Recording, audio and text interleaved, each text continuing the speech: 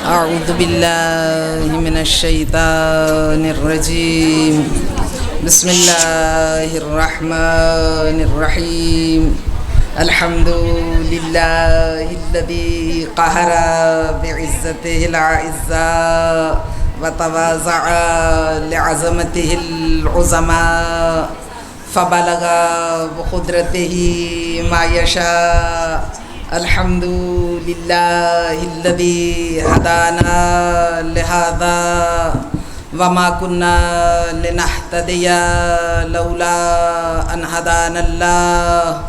لقد جاءت رسل ربنا بالحق والصلاة والسلام على سيد أصل ما في الوجود سر لا في كل موجود نقطة دائرة الوجود صاحب لواء الحمد والمقام المحمود أبي القاسم المصطفى محمد.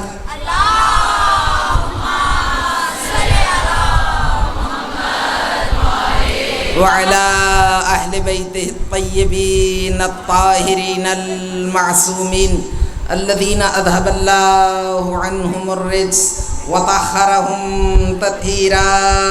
اللهم صل على محمد وآل محمد صل على محمد وآل محمد سلامتی کے لیے بلند تر سلامات. اللهم صل على محمد وآل. چونکہ آخر میں شبیہ تابوت برآمد ہوگی تو اس لیے میری آپ سے گزارش ہے کہ چند کلمے دعائیہ ہم آپ سب کے لیے الہی بحق زہرا و ابیہا و بعلہا و بنیہا جملہ مومنات کی تمام جائز دلی حاجات کو روا فرما. اس بزم کی تمام شرکاء کے دامان مراد کو گوہر مراد سے لبریز فرما اور جملہ جتنے مومنین و مومنات ہیں مسلمین و مسلمات ہیں ان کے مشکلات کو برطرف فرما. یوسف زہرا کے ظہور میں تعجیل فرما. سلطان عادل کے ظہور پر نور کے ذریعے پنجہ ظلم و جبر و جور و استبداد میں سسکتی بلکتی انسانیت کو پنجہ ظلم سے رہائی عنایت فرما. اور ہماری قابل صد محبت شخصیت سمینہ بخاری صاحبہ جو آج کل علیل ہیں اور خاصے عرصے سے علیل ہیں، آپ سب صدق دل سے دل کی تہوں سے آمین کہیے. خداوند متعال ان کو شفاء کاملہ صحت عاجلہ اور عمر طولانی عنایت فرمائے.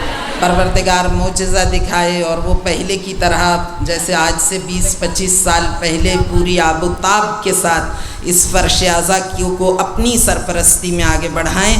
خداوند متعال ان کی عمر میں اضافہ فرمائے، انہیں بے عیب و نقص زندگی عنایت فرمائے، انہیں قابل رشک صحت سے نوازے، ان کے شوہر کو قابل رشک صحت سے نوازے اور جتنے بھی مریض ہیں خدا سب کو شفاء کاملہ صحت عاجلہ عمر طولانی عنایت فرمائے. ہمارے بھائی علیل ہیں، دل کی تہوں سے آمین کہیے گا. خداوند متعال ان کے تمام جسمانی بدنی اعصابی نقائص کو برطرف فرما کے ان کی عمر میں اضافہ فرمائے.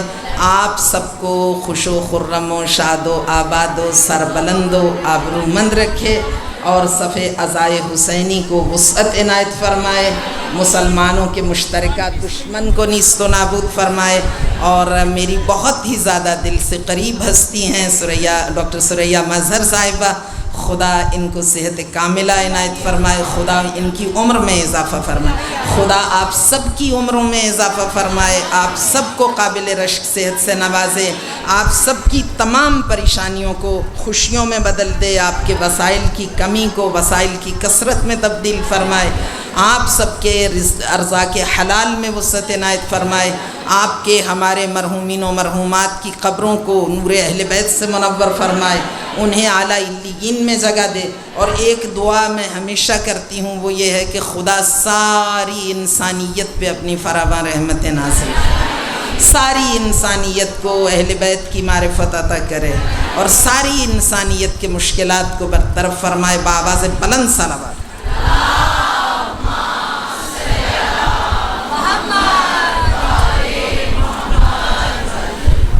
تو میں اصل میں زیادہ جلدی ممبر پہ بیٹھنا اس لیے چاہتی تھی کہ تقریر ایک ہے اور فضائل اتنے ہیں کہ کائنات کی وسعتوں میں سمٹ نہیں سکتے، اور ہستیاں بھی دو ہیں جن کا ذکر آج مطلوب ہے۔ تو یہ ہمارے عزا خانوں میں ایک زیادتی ہوتی ہے کہ بہت کم تذکرہ امام مجتبیٰ کا کیا جاتا ہے۔ یہ ہستی، ان کا مقام جتنا زیادہ بلند ہے، اب میں بھی قاصر ہوں ایک تقریر میں وہ بہت سی چیزیں بیان کرنے سے جو ان کے بارے میں بیان کی گئی ہیں، اور پھر یہ بھی شرم محسوس ہوتی ہے کہ وجود سرسبد گل سرسبد عالم، ختم رسول، عقل کل، ہادی سبل، فخر موجودات، وجہ وجود کائنات، صاحب لولاک، سرکار رسالت مآب، آقا نامدار، ختم المرسلین، ان کا تذکرہ نہ کیا جائے جبکہ ہو بھی ان کا یوم وصال، یوم شہادت۔ تو بس ان کے لیے تو میں 2 جملے عرض کروں گی اور اس کے بعد اسی قاعدے کے تحت چلوں گی کہ اگر آپ کسی سے ملیں، کوئی آپ کی پرواہ کرے یا نہ، لیکن اگر آپ کے بچے کو پیار کر لے، اور اگر اس سے برعکس دیکھا جائے تو کوئی آپ کا بہت وارم ویلکم آپ کا کرے لیکن بچے کی پرواہ نہ کرے تو آپ کے دل میں گرہ پڑ جائے گی۔ تو اس لیے ہم نے اسی روش کو اپنایا ہے کہ رسول تک پہنچنے کے لیے، خدا تک پہنچنے کے لیے اس شاہراہ نور کا انتخاب کیا ہے، وہ اجالوں کا سفر جس کی نشاندہی انہی نے کی ہے۔ اللہ ولی الذین آمنوا یخرجہم من الظلمات الی النور، اللہ مومنوں کا ولی ہے جس کی ذمہ داری اس نے خود، کسی اور نے نہیں، اس نے خود اپنی ذات اقدس پہ عائد کی ہے۔ یخرجہم من الظلمات الی النور، جو صاحبان ایمان کو نور، ضلالت کے اندھیروں سے نکال کر، جہالت کی تاریکیوں سے نکال کر ہدایت کے اجالوں کی شاہراہ پر گامزن کرتا ہے۔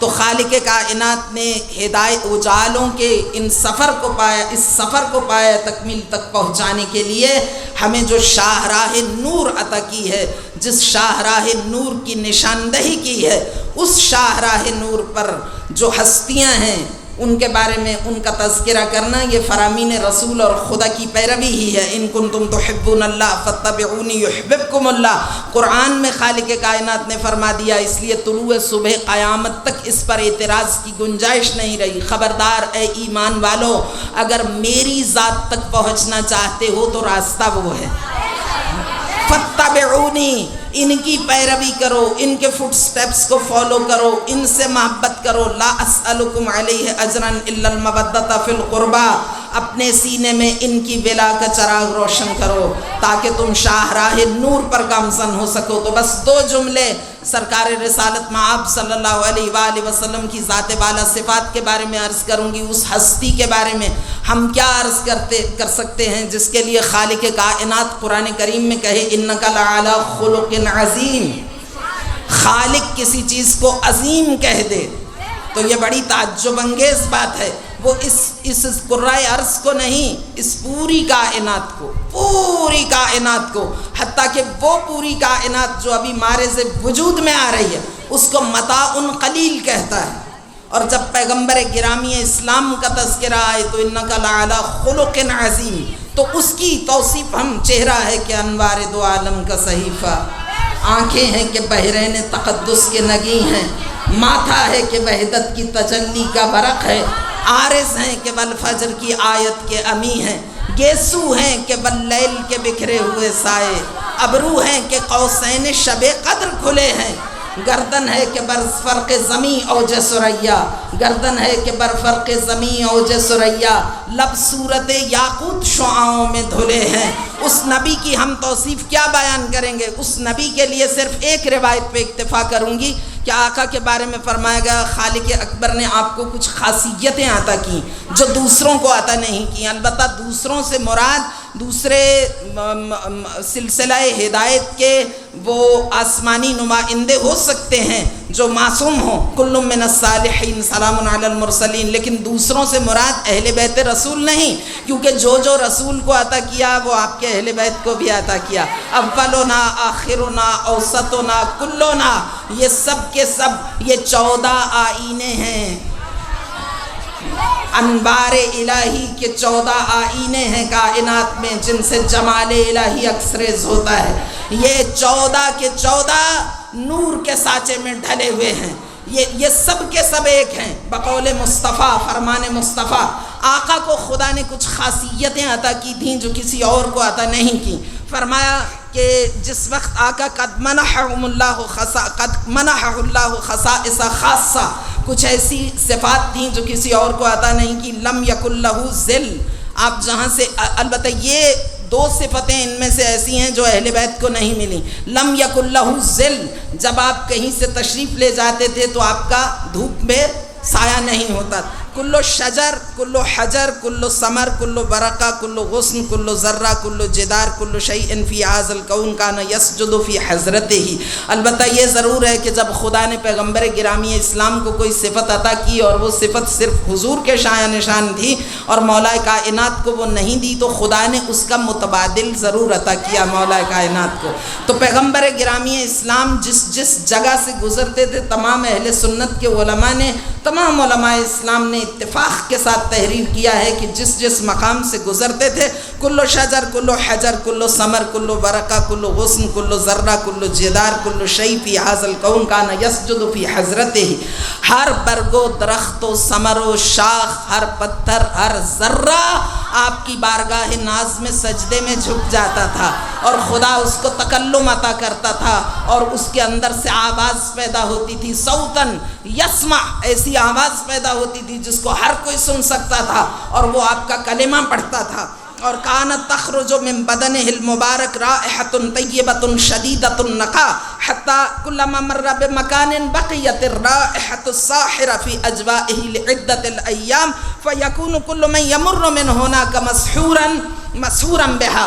کہتے کہ جہاں جہاں سے سرکار تشریف لے جاتے تھے، آپ کے بدن اطہر سے ایسی پاکیزہ خوشبو اٹھتی تھی. اور اس خوشبو کی جو خاصیتیں بیان کی گئی ہیں، رائحۃ طیبۃ شدیدۃ النقاء، ایک تو وہ بہت پاک، بہت زیادہ صاف، بہت عمدہ، اور دوسرا یہ کہ شدیدہ، بہت زیادہ شدید خوشبو ہوتی تھی. اور حتی کلما مر بمکان، آپ جب وہاں سے تشریف لے جاتے تھے تو ہفتوں وہ فضائیں خوشبو میں رچی بسی رہتی تھی. کلما مر بمکان، جو شخص بھی ان منازل سے، ان راہوں سے، ان راستوں سے گزرتا تھا، اس کے مشام جاں کو وہ پاکیزہ خوشبو معطر کرنے لگتی تھی. تو اسی لیے بقیت الرائحۃ الساحرہ فی اجوائہ لعدۃ الایام فیکون کل من یمر من ہناک مسحورا بہا ولہذا کان یعرف. اور یہی وجہ تھی کہ حضور بچپنے سے پہچانے جاتے تھے. جہاں بھی تشریف لے جاتے تھے عیسائی راہب پہچان لیتے تھے. حتیٰ کہ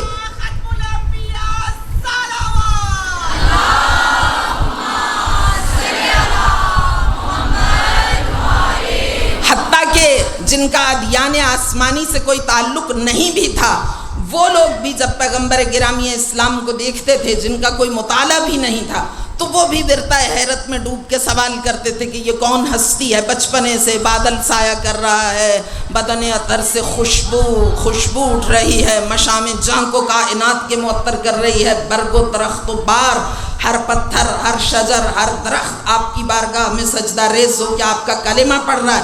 اس میں سے مولا کائنات کو بھی خالق کائنات نے اور ان کے اولاد اطہار کو جو 2 صفتیں عطا کی، ایک تو شدید پاکیزہ خوشبو، اور دوسرا یہ کہ جہاں جہاں سے علی مرتضیٰ گزرتے تھے، وہاں سے برگ و بار، درخت و دیوار آپ کی ولایت کا کلمہ پڑھتے تھے.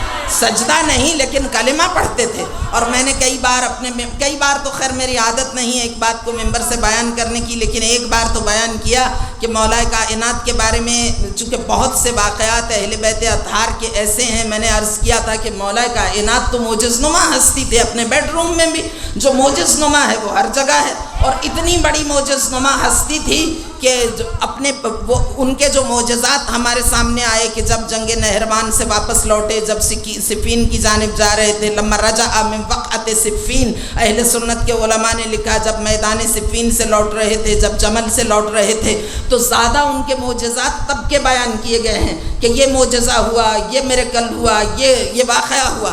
اس لیے کہ اس وقت نیوز رپورٹرز زیادہ تھے، اس وقت وٹنسز کی تعداد بہت زیادہ تھی، اس وقت دیکھنے والے بہت تھے، لشکر ہزاروں کی تعداد میں 70,000 اور 1,00,000 کا لشکر بیان کیا گیا جب صفین سے لوٹ رہے تھے۔ وَإِلَّا مولا کائنات کی ذات تو ہمیشہ معجز نما تھی، اور اتنی معجز نما تھی کہ خلیفہ اول نے اس روایت کو بیان کیا ہے کہ سمعت سیدتی فاطمہ، وہ کہتے ہیں کہ میں نے اپنی سردار زادی فاطمہ کی زبان وحی ترجمان سے سنا ہے کہ جس وقت میں پہلی رات علی کے گھر میں گئی تو تحدث الارض و یحدثها، زمین علی سے باتیں کر رہی تھی، علی زمین سے باتیں کر رہے تھے، تو وہ تو اپنے بیڈ روم میں بھی معجز نما تھے۔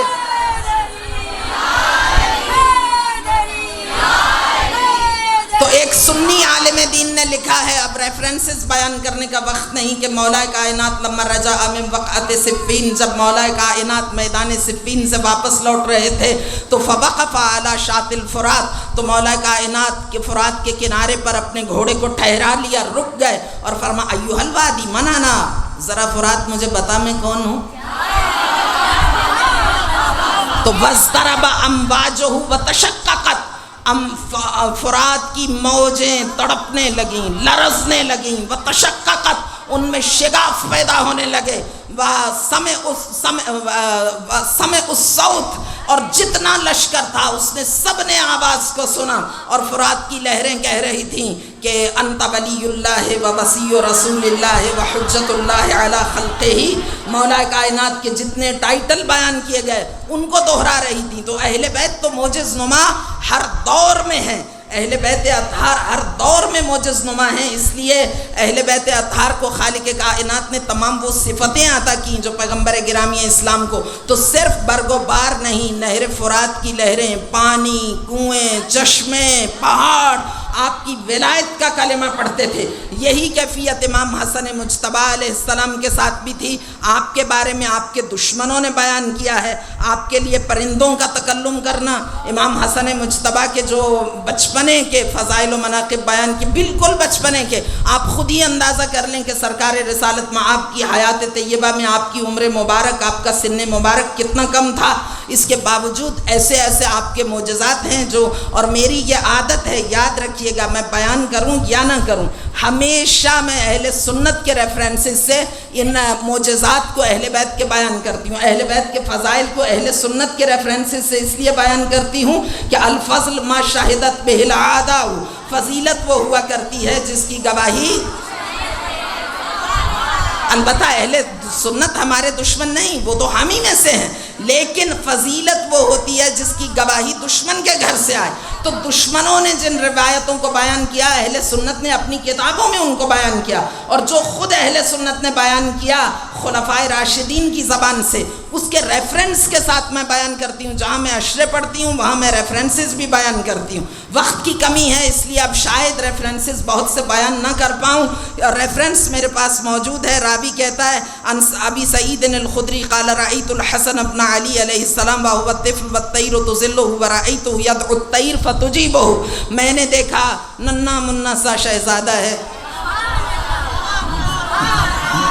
امام حسن مجتبیٰ کہتے میں نے دیکھا بہت کم عمری کا دور ہے، پیغمبر کے صحابی ہیں، حضور کی حیات، وَهُوَ الطفل، چھوٹا سا بچہ، وَالطَّيْرُ تُظِلُّهُ، اپنے بیت الشرف سے باہر برآمد ہوئے تو دھوپ بہت زیادہ تھی ریگستان میں، تو ویسے تو دھوپ ہوتی تھی اور ہمیشہ ایسا نہیں ہوتا تھا، مگر جب دھوپ زیادہ تھی، اور امام کون ہے؟ قلب عالم ہے، حجت خدا قلب عالم ہے، اور قلب عالم اگر دھڑکنا بند کر دے تو کائنات ختم ہو جائے۔ ہم دعا میں پڑھتے السبب المتصل بین الارض والسماء، امامت زمین و آسمان کے درمیان وہ طاقت ہے جس کے ذریعے سے زمین اور آسمان اپنے مدار میں قائم ہے، زمین کا جاذبہ، دافعہ کائنات، یہ کہکشائیں، یہ منظومہ شمسی، یہ نظام عالم، یہ بہتے ہوئے موجیں مارتے ہوئے دریا، ان کے اوپر ان کی موجیں، ان کے اوپر رواں کشتیاں، یہ ساری کائنات کا وجود بقا رہین منت ہے اس قلب عالم کے۔ تو امام اگر کسی بات میں تھوڑی سی تکلیف محسوس کرے تو پوری کائنات، پورا عالم تکوین تحرک میں آ جاتا ہے۔ تو امام حسن مجتبیٰ نے ذرا ناگواری سے دیکھا کہ دھوپ بہت زیادہ ہے، تو کہتے وَالطَّيْرُ تُظِلُّهُ، ایک دم میں نے دیکھا پرندوں کا ایک جھرمٹ آیا، اور امام کے سر پہ سایہ کر دیا. جدھر جدھر کو حجت خدا نے حرکت کی، جدھر جدھر مڑتے تھے ادھر ادھر یہ پرندے مڑتے تھے، اور سارے مدینے نے یہ منظر دیکھا. اور اس کے بعد فرمایا رأیتہ یدعو الطیر فتجیبہ. اور امام اپنے بچپنے کے لہن میں، کیونکہ یہ یاد رکھیے گا امام پیدا ہونے سے پہلے بھی امام ہے، امام کائنات کی پیدائش سے پہلے بھی امام ہے. یہ کون ہے؟ اول ما خلق اللہ نوری. یہ وہ ہستیاں ہیں جن کو خالق کائنات نے کائنات کے کی پیدائش سے، کیوں وجہ وجود کائنات ہیں یہ ہستیاں. لولا کا، یہ کون ہستیاں ہیں؟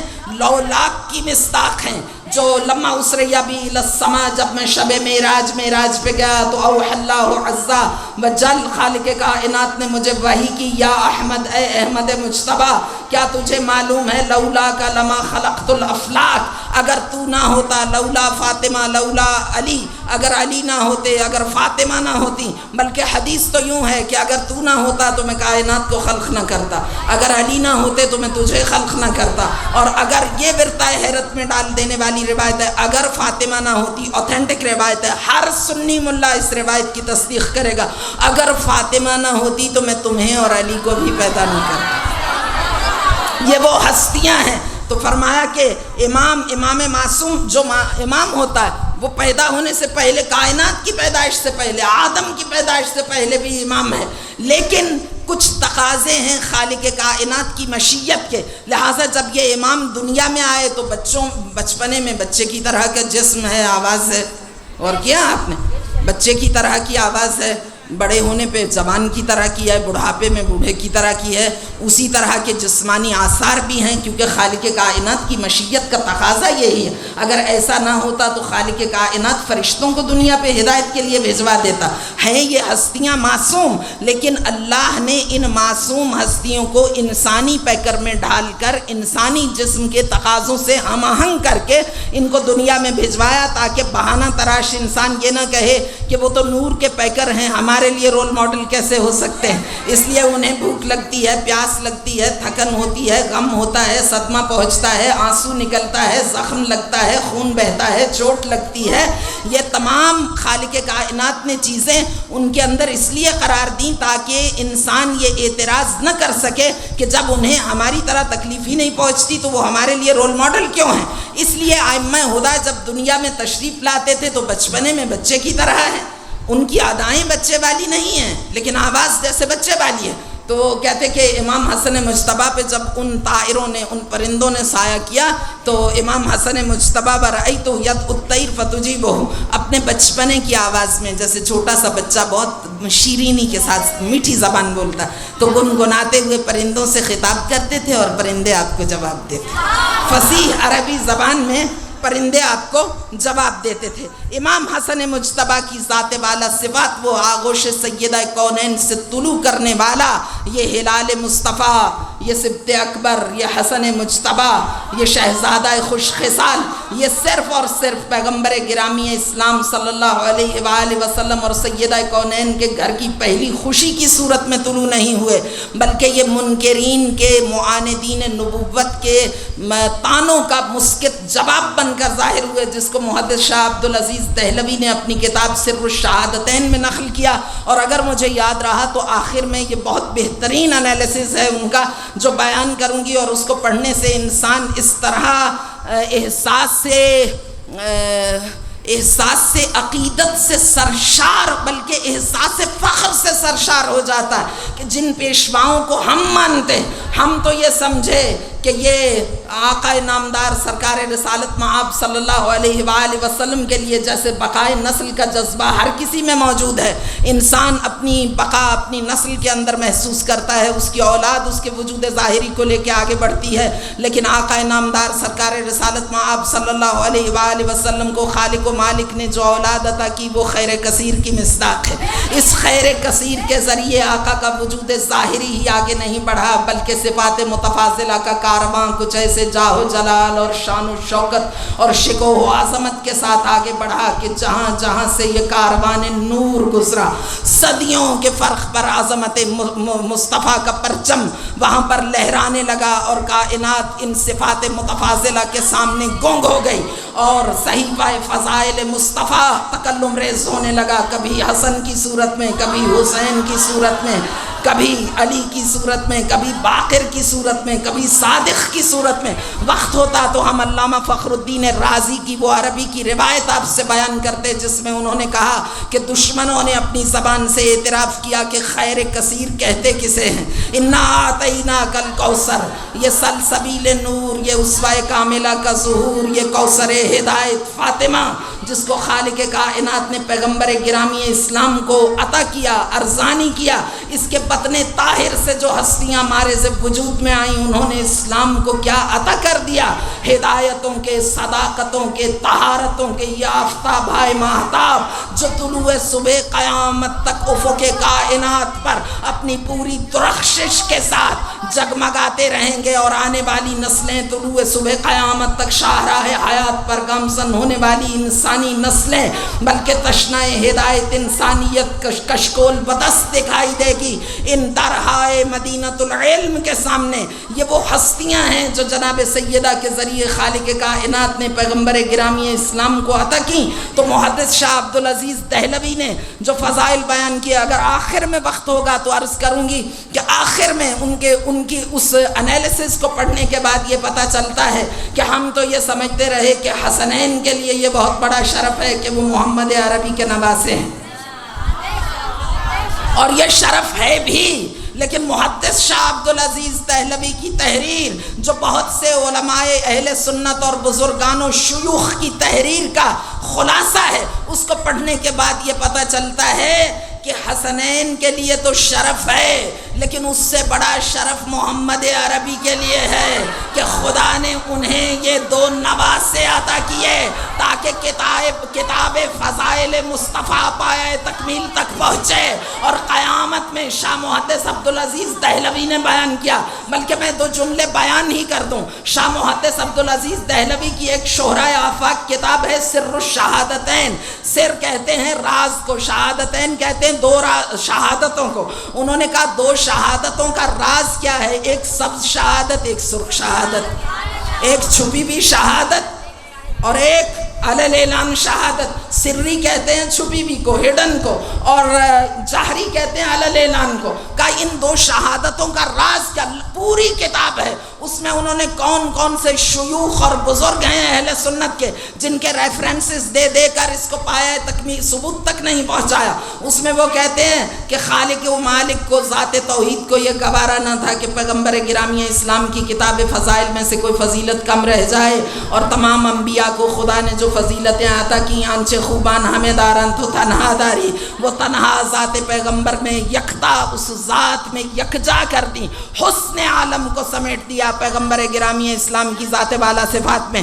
تو لیکن شہادت عطا نہیں کی، اور اب جب اور تقاضا بھی یہی ہے 1,24,000 انبیاء کے سرور و سرتاج کا کہ اسے وہ تمام صفتیں بدرجائے اتم، بدرجائے اکمل، بدرجائے کامل عطا کی جائیں جو دوسرے نبیوں کو عطا کی، تاکہ میدان قیامت میں جب تمام انبیاء آ کے پیغمبر گرامی اسلام کی جانب دیکھیں کہ اگر یہ ہماری صداقت کی گواہی دے تو ہماری نبوت بچ جائے اور ہم حسن انجام سے ہمکنار ہوں، تو اس وقت ذات توحید کو یہ گوارا نہیں کہ کوئی نبی کسی کا فالوور اٹھ کے کہے کہ ہمارے نبی کو تو خدا نے یہ شہادت عطا کی اور آپ کے نبی کو تو عطا نہیں کی۔ تو خالق کائنات یہ چاہتا تھا کہ وہ تمام فضیلتیں بدرجائے اتم ملیں، اور ہر نبی میں سے کسی نبی کو زہر سے شہادت ہوئی، کسی کی تلوار سے شہادت ہوئی، کسی کی چھپی ہوئی تھی، کسی کی علل اعلان تھی۔ تو اب ایک شخص کی شہادت تو ایک ہی انداز سے ہوگی، یا وہ جاہری ہوگی، یا وہ سری ہوگی، یا چھپی ہوئی ہوگی، یا علل اعلان ہوگی۔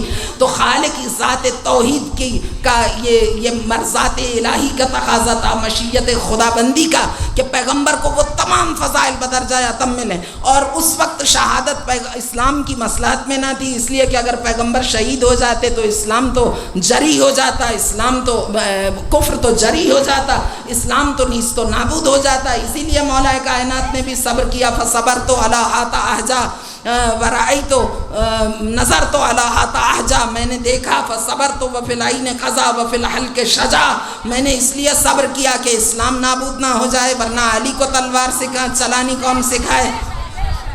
میں خاموش رہا. تو اس لیے پیغمبر گرامی اسلام کو شہید کرنا مشیت الہی میں مصلحت الہی کا تقاضا نہ تھا. اور اس فضیلت سے بھی خدا ان کو محروم نہیں رکھ سکتا تھا. اور بارگاہ خدا بندی میں جلدی کا، تعجیل کا کوئی تصور نہیں، کیونکہ جلدی انسان کرتا ہے جس کی عمر مختصر ہے، جس کی ہر چیز مختصر ہے، جس کی جوانی، جس کا بچپنا، جس کا بڑھاپا. کل من علیہا فان ویبقی وجہ ربک ذو الجلال والاکرام، جو کچھ صفائے کائنات پر ہے وہ فنا کی زد میں ہے. صرف اور صرف ایک ذات اقدس الہی ہے جو باقی رہ جائے گی، سب کچھ فنا ہو جائے گا. تو انسان فنا کی زد پر ہے، اس لیے ان کو اس کو انسیکیورٹی ہے، خوف ہے. وہ جلدی ہر کام کو انجام دینا چاہتا ہے، جلدی ہر چیز کے نتائج کو دیکھنا چاہتا ہے. لیکن خالق کائنات لا یعودہ حفظہما لا تأخذہ سنۃ ولا نوم لہ ملک السماوات والارض للہ ملک السماوات والارض لہ جنود السماوات والارض لہ خزائن السماوات والارض تبارک الذی بیدہ الملک. پوری کائنات کی شاہی، بادشاہی، ملک، اقتدار، سلطنت، قلم روئے، حکومت اس کے قبضہ قدرت میں ہے. لا یعودہ حفظہما، اس کو تو کوئی تھکن نہیں ہوتی. لا تأخذہ سنۃ ولا نوم، نہ اونگ آتی ہے نہ نیند آتی ہے، نہ اس کو کسی پریشانی کا سامنا. وسع کرسیہ السماوات والارض، آسمان و زمین پہ اس کے اقتدار کا تخت پھیلا ہوا ہے، اسے کسی چیز کی ٹینشن نہیں. اس لیے کہ حی لا یموت یحیی و یمیت، نہ وہ مرتا ہے نہ وہ سوتا ہے، نہ وہ تھکتا ہے نہ وہ عاجز و قاصر ہوتا ہے، نہ اس کو کسی کمزوری کا احساس دامنگیر ہوتا ہے. لا یضل ولا ینسا، لا یضل ولا ینسا، نہ وہ گمراہی کا شکار ہوتا ہے نہ وہ بھولتا ہے. اس کی طاقت مطلق ہے، اس کا اقتدار مطلق ہے. اقتدار مطلق، طاقت مطلق، قدرت مطلق، علم مطلق.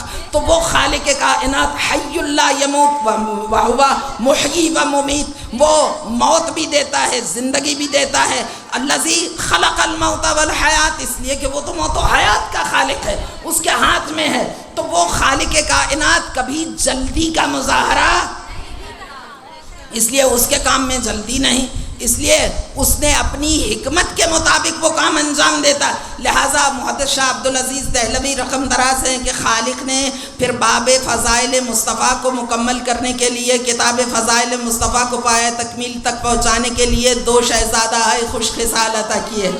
ایک کو سبز شہادت عطا کی، ایک کو سرخ شہادت عطا کی، تاکہ مصطفیٰ کی کتاب فضیلت قیامت تک کے لیے مکمل ہو جائے اور کوئی اعتراض نہ کر سکے. تو حسن مجتبیٰ وہ ذات والا صفات ہیں، اتنے زیادہ فضائل ہیں آپ کی ذات والا صفات کے کہ اگر ہم بیان کرنا چاہیں تو ایک اشرا تو کچھ بھی نہیں، عمریں گزر جائیں حسن مجتبیٰ کے فضائل کو بیان کرتے کرتے.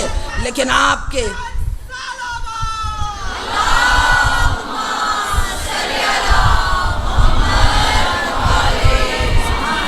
آقا نے فرمایا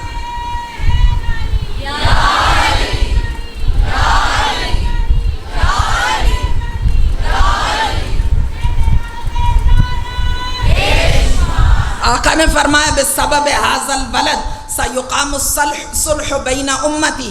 یہ تمام اب وہی روایات صرف بیان کروں گی جو تمام شیعہ سنی نے بیان کی اور کوئی چیلنج نہ کر سکے، اور اگر کوئی چیلنج کرے تو منہ کی کھائے گا. یہ تمام وہ روایات ہیں جو برادران نے بیان کی اور اوتھینٹک روایات ہیں، صرف وہی بیان کروں گی. آقا نے فرمایا جب امام حسن مجتبیٰ کی ولادت ہوئی، اب ولادت کے جو عجائبات ہیں ان کا ذکر ولادت ہی پہ کریں گے. آقا نے فرمایا کہ جب ولادت ہوئی تو جو آقا نے جملے ارشاد فرمائے بسبب حاصل ولد سیقام الصلح بین امتی، یہ میرا وہ شہزادہ خوش خصال ہے جس کے وجود کی برکت سے خداوند متعال میری امت کو ٹوٹنے سے بچا لے گا اور صلح قیام پذیر ہوگی. اور یہ روایت بھی اہل سنت کی روایت ہے جو متواتر میں سے ہے، تواتر سے بلکہ بڑھی بھی ہے. وہ روایت جس کا کوئی انکار نہ کر سکے، ان الحسن والحسین سیدہ شباب اہل الجنہ قاما او قعدا، حسن و حسین میرے دونوں نواسے جوانان جنت کے سردار ہیں. قاما او قعدا، بیٹھیں یا اٹھیں، صلح کریں یا جنگ کریں. امام حسن مجتبیٰ کی شخصیت کے بارے میں جو بیان کیا گیا، آپ کے جو ٹائٹلز ہیں وہ بھی اب بیان کرنے کا وقت نہیں، لیکن ایک ٹائٹل ضرور بیان کروں گی. آپ کو سید کہا گیا کیونکہ ویسے تو 14 معصومین ایک ہی سانچے میں ڈھلی ہوئی شخصیات ہیں، لیکن پھر بھی بظاہر کچھ چیزیں ہوتی ہیں. سیدہ کونین نے کہا آپ میرے شہزادوں کو کیا عطا کریں گے؟ فرمایا حسن کو میں سعدتی وحیبتی، میں اپنے بیٹے حسن کو اپنی ہیبت اور سیادت عطا کروں گا، سرداری. تو امام حسن مجتبیٰ کا ایک ٹائٹل تھا سید، سید کہتے ہیں سردار کو. اب آپ کے وجود مبارک کی ہیبت اتنی زیادہ تھی. آپ سے بیان کروں، جمیل جدا حتی ان جمال العالم یہزم امام جمالہ، یہ اس کی روایت ہے جس کا نہ شیعہ سے تعلق ہے نہ سنی سے. اس نے لکھا جمیل جدا، واقعاً حسن عالم اس ہستی میں سمٹ چکا تھا، اور حتی ان جمال العالم یہزم امام جمالہ، بلکہ وہ کہتا یہ کہنا کہ حسن عالم پوری کائنات کا حسن و جمال اس پیکر واحد میں سمٹ چکا تھا، یہ بھی غلط ہے. یہ کہنا چاہیے کہ ان جمال العالم یہزم امام جمالہ، حسن عالم کی، کائنات کے حسن و جمال کی کیا مجال ہے کہ حسن مجتبیٰ کے حسن و جمال کا مقابلہ کر سکے. یحزم امام جمالہ، مات تھی پوری کائنات کے محاسن، محامد، فضائل اس کی شخصیت. کانت عیناہ کبیرتین سودا ما بین، آپ کی آنکھیں بہت بڑی بڑی اور سیاہ تھیں، اور آپ کی آنکھوں کی اثر انگیزی کا یہ عالم تھا. وکانت ذات تاثیر قوی حتی ان کبار القوم والملوک کانوا یغشی علیہم عند رؤیتہ، جب آپ کسی کی جانب آنکھ اٹھا کے دیکھتے تھے تو اثر انگیزی کا یہ عالم تھا کہ عام عرب نہیں بلکہ کانت ذات تاثیر قوی حتی ان کبار القوم والملوک، حتیٰ کہ قوم کے جو بڑے بڑے عرب سردار، عربوں کے تکبر کا آپ کو اندازہ نہیں. ابھی بھی آپ جائیں عرب کنٹریز میں تو وہاں پہ آپ کو پتہ چلے گا مہمان نواز حد سے زیادہ ہے، حد سے زیادہ. اور یہ بھی آپ کو بات بتا دوں کہ عربوں کے ہاں غربت کیوں نہیں؟ مہمان نواز ہے نا، فراخ دل ہیں. جو شخص فراخ دل ہوتا ہے وہ فقیر کبھی نہیں ہوتا، یہ یاد رکھیے گا. یہ شیطان ہے، الشیطان یعدکم الفقر، شیطان ہے جو آپ کو غربت سے ڈراتا ہے. ان اللہ یأمرکم بالعدل والاحسان، خالق کائنات ہے جو تمہیں خرچ کرنے کا حکم دیتا ہے، اور قرآن میں کہتا ہے لئن شکرتم لازیدنکم، بہت زیادہ ایمفسس ہے لازیدنکم، لام بھی اور ازیدنا. عرب میں اس سے زیادہ تاکید اور شدت کسی چیز میں ہو نہیں سکتی جتنی اس نون میں ہے. فرماتا ہے خبردار اگر تم خرچ کرو گے تو بڑھاتا جاؤں گا، بڑھاتا چلا جاؤں گا، بڑھاتا چلا جاؤں گا، اتنا بڑھاؤں گا کہ تمہاری نسلوں سے سمیٹنا مشکل ہو جائے گا. اور اگر روکو گے تو روکتا چلا جاؤں گا، روکتا چلا جاؤں گا. جتنا اگر آپ کو کوئی ماسٹر کی چاہیے، اگر کوئی آپ کو ریسیپی چاہیے اپنے فائنینشیل ریسورسز میں انکریز کرنے کے لیے، مال کو بڑھانے کے لیے، تو اتنا خرچ کرو جسے کہتے ہیں چھٹے دو، اس طرح خرچ کرو تو خدا تمہیں عطا. یہ قرآن ہے. ان وعد اللہ کان مفعولا ان اللہ لا یخلف المیعاد، خدا اپنے وعدے کے خلاف نہیں کرتا. بنی ہاشم اتنے امیر کیوں تھے؟ جو اتنا خرچ کرے وہ اتنا امیر کیسے ہو سکتا ہے؟ اوقاف علوی کو پڑھیں، مولا کائنات کی دولت کتنی تھی جب دنیا سے رخصت ہوئے. جب کسی نے مولا کائنات سے سیکرٹ پوچھا، نہ تو نعوذ باللہ ان کا نام لے کے میں اتنا غلیظ لفظ بول نہیں سکتی، آپ کے غلاموں نے کبھی ہیرا پھیری نہیں کی، کبھی رشوت نہیں لی، کبھی حرام تو کیا حلال کی جانب بھی نگاہ اٹھا کے دیکھا نہیں. اتنی سیر چشمی اور بلند نگاہی کا مظاہرہ ساری زندگی کیا کہ آپ کے قاتلوں کے خانوادوں نے، جنہوں نے یہودیوں نے جنہوں نے اولاد علی کو شام کے بازاروں میں اتنا پھرایا اور دہکتے ہوئے انگارے گرائے، انہوں نے اپنے کشتوں کا انتقام لیا. ان کشتوں کے جنازے پہ کھڑے ہو کے وہ شعر پڑھتے تھے کہ آج تک ہم نے اتنا بڑا بہادر نہیں دیکھا جس کی سیر چشمی اور بلند نگاہی کا یہ عالم ہو کہ وہ مال غنیمت پر بھی نگاہ نہ رکھے، جو مال غنیمت اسی کی تلوار کی ایک ضرب کی خیرات ہے۔ تو مولا کائنات سے پوچھتے تھے آپ کے تو غلاموں کے غلام کبھی مال حرام کی جانب نہیں دیکھتے، مال حلال کو لفٹ نہیں کراتے، اتنا مال کہاں سے آیا؟ تو مولا کائنات مسکرا کے فرماتے تھے میں خرچ کرتا ہوں۔ اور فرمایا ایک روز، ایک 24 گھنٹے میں ٹائم ایسا نہیں جب میں راہ خدا میں خرچ نہ کروں۔ تو پوچھنے والوں نے کہا تو وہ تو جو فاقے آتے ہیں، جو قرآن نے کہا وَيُطْعِمُونَ الطَّعَامَ عَلَىٰ حُبِّهِ مِسْكِينًا وَيَتِيمًا وَأَسِيرًا، 40 روز گھر میں کچھ کھانے کے لیے نہیں ہوتا، تب کیسے خرچ کرتے ہیں؟ آقا نے فرمایا لون لیتا ہوں، بورو کرتا ہوں، خرچ کرنے سے نہیں رکتا، فاقے کر لیتا ہوں لیکن راہ خدا میں خرچ کرنے سے رکتا نہیں۔ تو راہ خدا میں خرچ کرنا انسان کی دولت میں دن دگنی رات چوگنی ترقی عطا، جتنا خرچ، جتنا دھکے دے کے نکالو گے اس غلاظت کو، مال دنیا کو، اتنے دھکے دے کے یہ تمہارے گھر میں آئے گی۔ لہٰذا خرچ کرنا، اگر کوئی منی مائنڈڈ ہے، کوئی بزنس مائنڈڈ ہے، کوئی بہت زیادہ گریڈی ہے، حریص ہے، تو اس کو جان لینا چاہیے کہ جتنی اپنی گریڈ کی تسکین کرنا چاہو وہ خرچ کرنے کے ذریعے سے ہوگی، روکنے کے ذریعے سے نہیں۔ تو میں عرض کر رہی تھی کہ کہا ان کبار القوم والملوک کانوا یغشی علیہم عند رؤیتہ، عام لوگ نہیں، جو سردار تھے، جو بڑے بڑے، اب عرب لوگ ہیں، عرض کیا آپ کی خدمت میں کہ مہمان نواز حد سے زیادہ، فراخ دل حد سے زیادہ، لیکن بہت زیادہ متکبر بھی ہیں، بہت زیادہ ان میں غرور ہے، وہ کسی کو اپنے جیسا سمجھتے نہیں۔ البتہ یہ بھی عرض کر دوں کہ ان کی یہ مہمان نوازی کہاں سے آئی؟ حالاتہ کا حدیث ضعیف ابراہیم اہل بیت کے جد، قرآن نے بیان، پیغمبر گرامی اسلام امام حسن مجتبی۔ اب چونکہ وقت نہیں ہم بیان کرتے کہ شہزادہ علی اکبر کے بارے میں ہر سال سوچتی ہوں کہ میں ان کے بارے میں کچھ تقاریر کروں، محرم میں اتنی گنجائش نہیں ہوتی۔ شہزادہ علی اکبر کے جو اوصاف بیان کیے گئے، امیر شام نے ان کے جو فضائل بیان کیے، بچپنے میں آپ نے مولا امام حسن مجتبی کے جتنے ریسٹورانٹس تھے، کیونکہ یہ تو نہیں تھا آپ کے ذہن میں ہو کہ احمد ہاؤس میں آپ نے مجلس کے بعد ایک دسترخوان بچھا دیا، ایسا ہی دسترخوان امام حسن مجتبی کا تھا۔ بڑی بڑی بلڈنگز تھیں، بڑے بڑے پیلس تھے جو امام نے تعمیر کیے، وہ صرف اور صرف ڈائننگ ہال تھے ان کے اندر، اور اس میں اتنا کھانا متنوع، جو عرب کی سب سے ڈیلیشس ڈشز تھیں وہ اس میں سرو ہوتی تھیں۔ اور پھر یہ ہے کہ ایک روایت بیان کی گئی، ہزاروں روایتیں ایسی بیان کی گئیں، اس کا ایک کا انتخاب میں نے کیا کہ امام حسن مجتبی نے شہزادہ علی اکبر کی تربیت کی تھی، اپنے ہاتھوں سے ان کی ٹریننگ کی، اور یہ عرب کا رواج بھی تھا تو یہ کلچرل چیز تھی ان کی، لیکن اہل بیت اس کلچرل چیز کو بھی دین سے جوڑ دیتے تھے۔ کلچر یہ تھا کہ باپ سے بیٹے کو زیادہ فرینک نہیں ہونے دیتے تھے تاکہ اس کی وہ ایک حد ادب باقی رہے، لیکن تایا بچے کی پرورش کرتا تھا تاکہ بچے کی طبیعت کے تقاضوں سے بھی آگاہ ہو سکے، کوئی تو ہو جس سے وہ حرف دل، حرف راز کہہ سکے۔ تو اس لیے امام حسن مجتبی نے عرب کے اس رواج کے مطابق شہزادہ علی اکبر کی پرورش انہوں نے کی۔ اسی لیے ہم مصائب کی حد سے آگے نہیں بڑھتے۔ اگر ہم ذرا اپنی نالج کو بڑھانے کی کوشش کریں تو معصومین نے ہمیں اتنا بے نیاز کر دیا ہے کہ جو زیارت نامہ ہی اگر ہم صحیح طرح پڑھ لیں تو ہمیں بہت کچھ پتہ چل جائے۔ زیارت نامے میں حضرت علی اکبر کے انہیں کہا گیا ہے ابن الحسن، اور کیا؟ ابن الحسن۔ آپ پھر عرب کی ہسٹری پڑھیں تو آپ کو پتہ چلے گا کہ ابن الحسن کس کانٹیکس میں انہیں کہا گیا، کیونکہ پالنے والا باپ ہے۔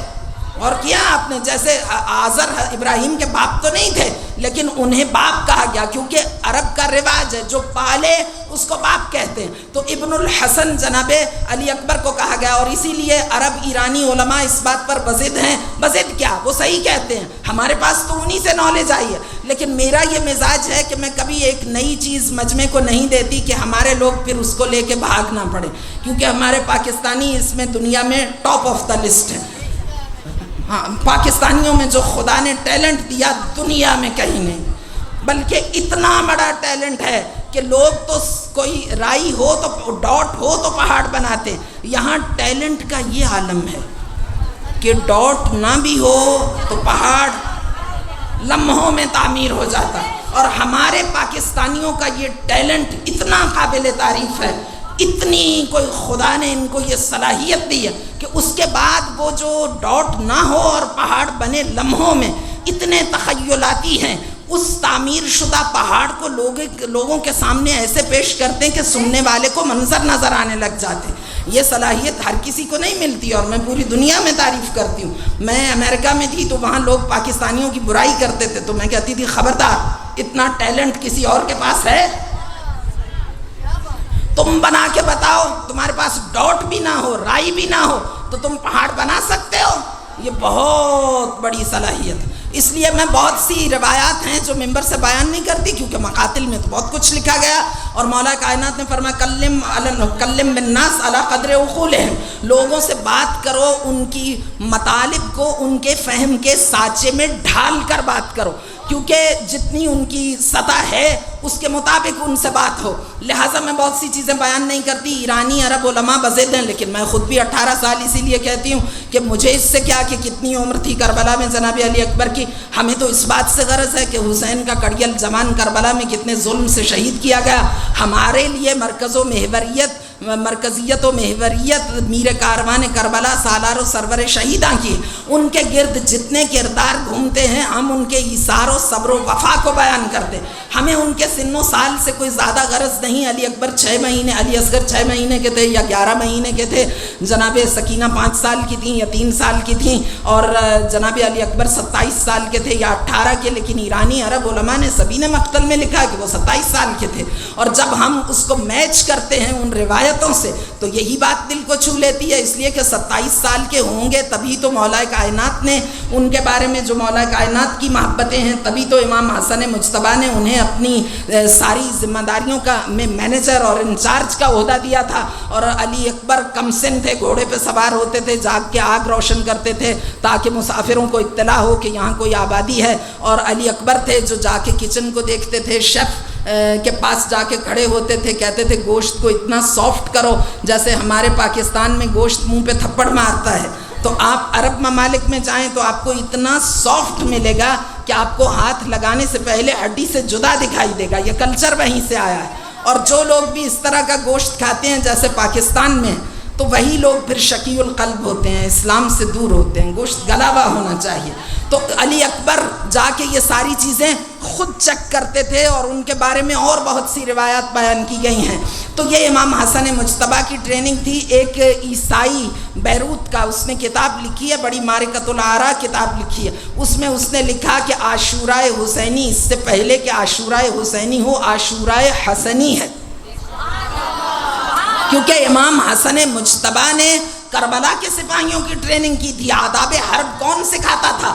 یہ تو آپ کے کانوں تک جو باتیں پہنچی ہیں وہ اس لیے پہنچی ہیں کہ امام حسین کا واقعہ کربلا جو تھا اس کو تو چھپانا، نگاہوں سے اوجھل کرنا دشمن کے لیے اس لیے ناممکن ہو گیا تھا کہ ڈاکٹر علی شریعتی کے مطابق حسین اپنی شہادت کا خطیبوں کا قافلہ اپنے ساتھ لے کے مدینے سے چلے تھے، اور وہ اس کے گلے کا ذلت کا طوق بن گیا ہمیشہ ہمیشہ کے لیے۔ اس نے تو اپنی طرف سے اقتدار کو کوئی چیلنج باقی نہیں رہا، تو اپنے دشمن کی ناموس کو گلی گلی بازار بازار پھرایا، لیکن وہ یہ نہیں جانتا تھا کہ یہ سرچشمہ علم لدنی، یہ خطیب منبر سلونی کا اعجاز، یہ اہل بیت اطہار، وہ بیویوں نے جو وہاں پہ خطبے دیے، تو اس کی وجہ سے واقعہ کربلا کو نگاہوں سے اوجھل کرنا دنیا کی کسی طاقت کے اختیار میں نہ رہا۔ لیکن امام حسن مجتبیٰ کے زمانے میں میڈیا کا رخ نہ امام حسن کی جانب تھا نہ امام حسین کی جانب تھا، میڈیا کا سارا رخ مولا کائنات کی جانب تھا۔ اور جب مولا کائنات کو شہید کر دیا گیا، ثقفی ایک عرب ہے، یوشیا نہیں، اس نے ایک کتاب لکھی ہے الغارات۔ غارات کا معنی ہے تباہی، بربادی، غارت گری، ڈکیتی، ڈاکہ۔ اس نے لکھا ہے کہ جب جنگ صفین ختم ہوئی، چونکہ اب وقت نہیں ہے ہم بیان نہیں کریں گے، تو وہ حکمیت پہ ختم ہوئی تھی، تو 2 افراد نے غداری کا مظاہرہ کیا تھا۔ ایک نے اپنی انگلی سے رنگ اتاری اور کہا کہ میں نے علی مرتضیٰ کو حکومت سے ہٹا دیا، دوسرے نے رنگ اتاری اور اس نے کہا کہ میں نے اس کو حکومت پہ باقی رکھا اور بلکہ اس کے دائرے کو وسیع کر دیا۔ وہاں پہ جھگڑا ہوا بہرحال، لیکن مولا کائنات کے ساتھ یہ جو زیادتی کی گئی،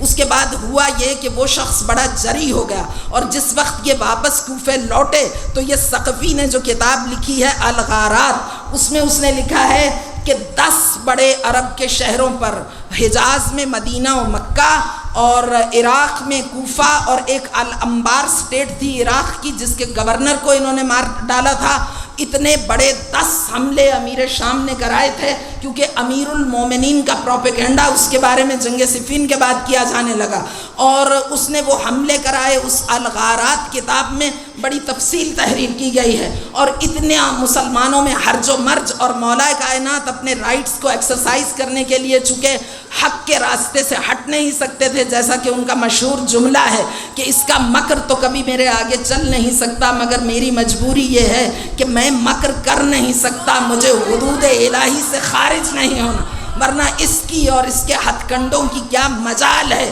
کہ وہ علی کی تدبیر کا سامنا کر سکیں۔ تو جب اس نے جگہ جگہ امیر المومنین، لوگوں کو خرید لیا گیا، قلم خرید لیے گئے، افراد خرید لیے گئے، منصب اور عہدے خرید لیے گئے، اور انہی تمام چیزوں کا شاخسانہ مولا کائنات کی شہادت بھی تھی، اس لیے کہ خوارج بھی کئی ہزار کی تعداد میں زندہ تھے، اور وہ زخمی بھیڑیوں کی طرح جگہ جگہ سے اٹھ کے حملے کر رہے تھے۔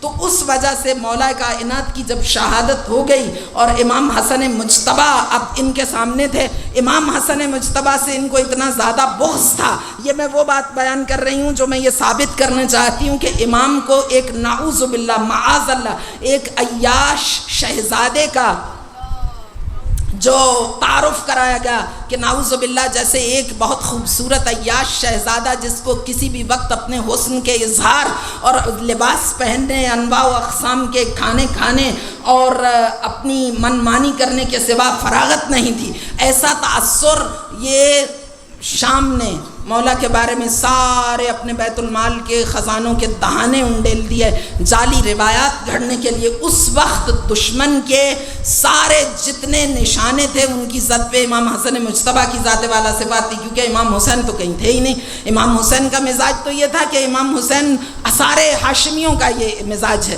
اب چونکہ ہمارے ہاں اتنا اہل بیت کو ڈسکس کیا نہیں جاتا، اس لیے آپ کو معلوم نہیں، تو لوگ سمجھتے ہیں کہ جناب عباس سے بہت وفادار تھے۔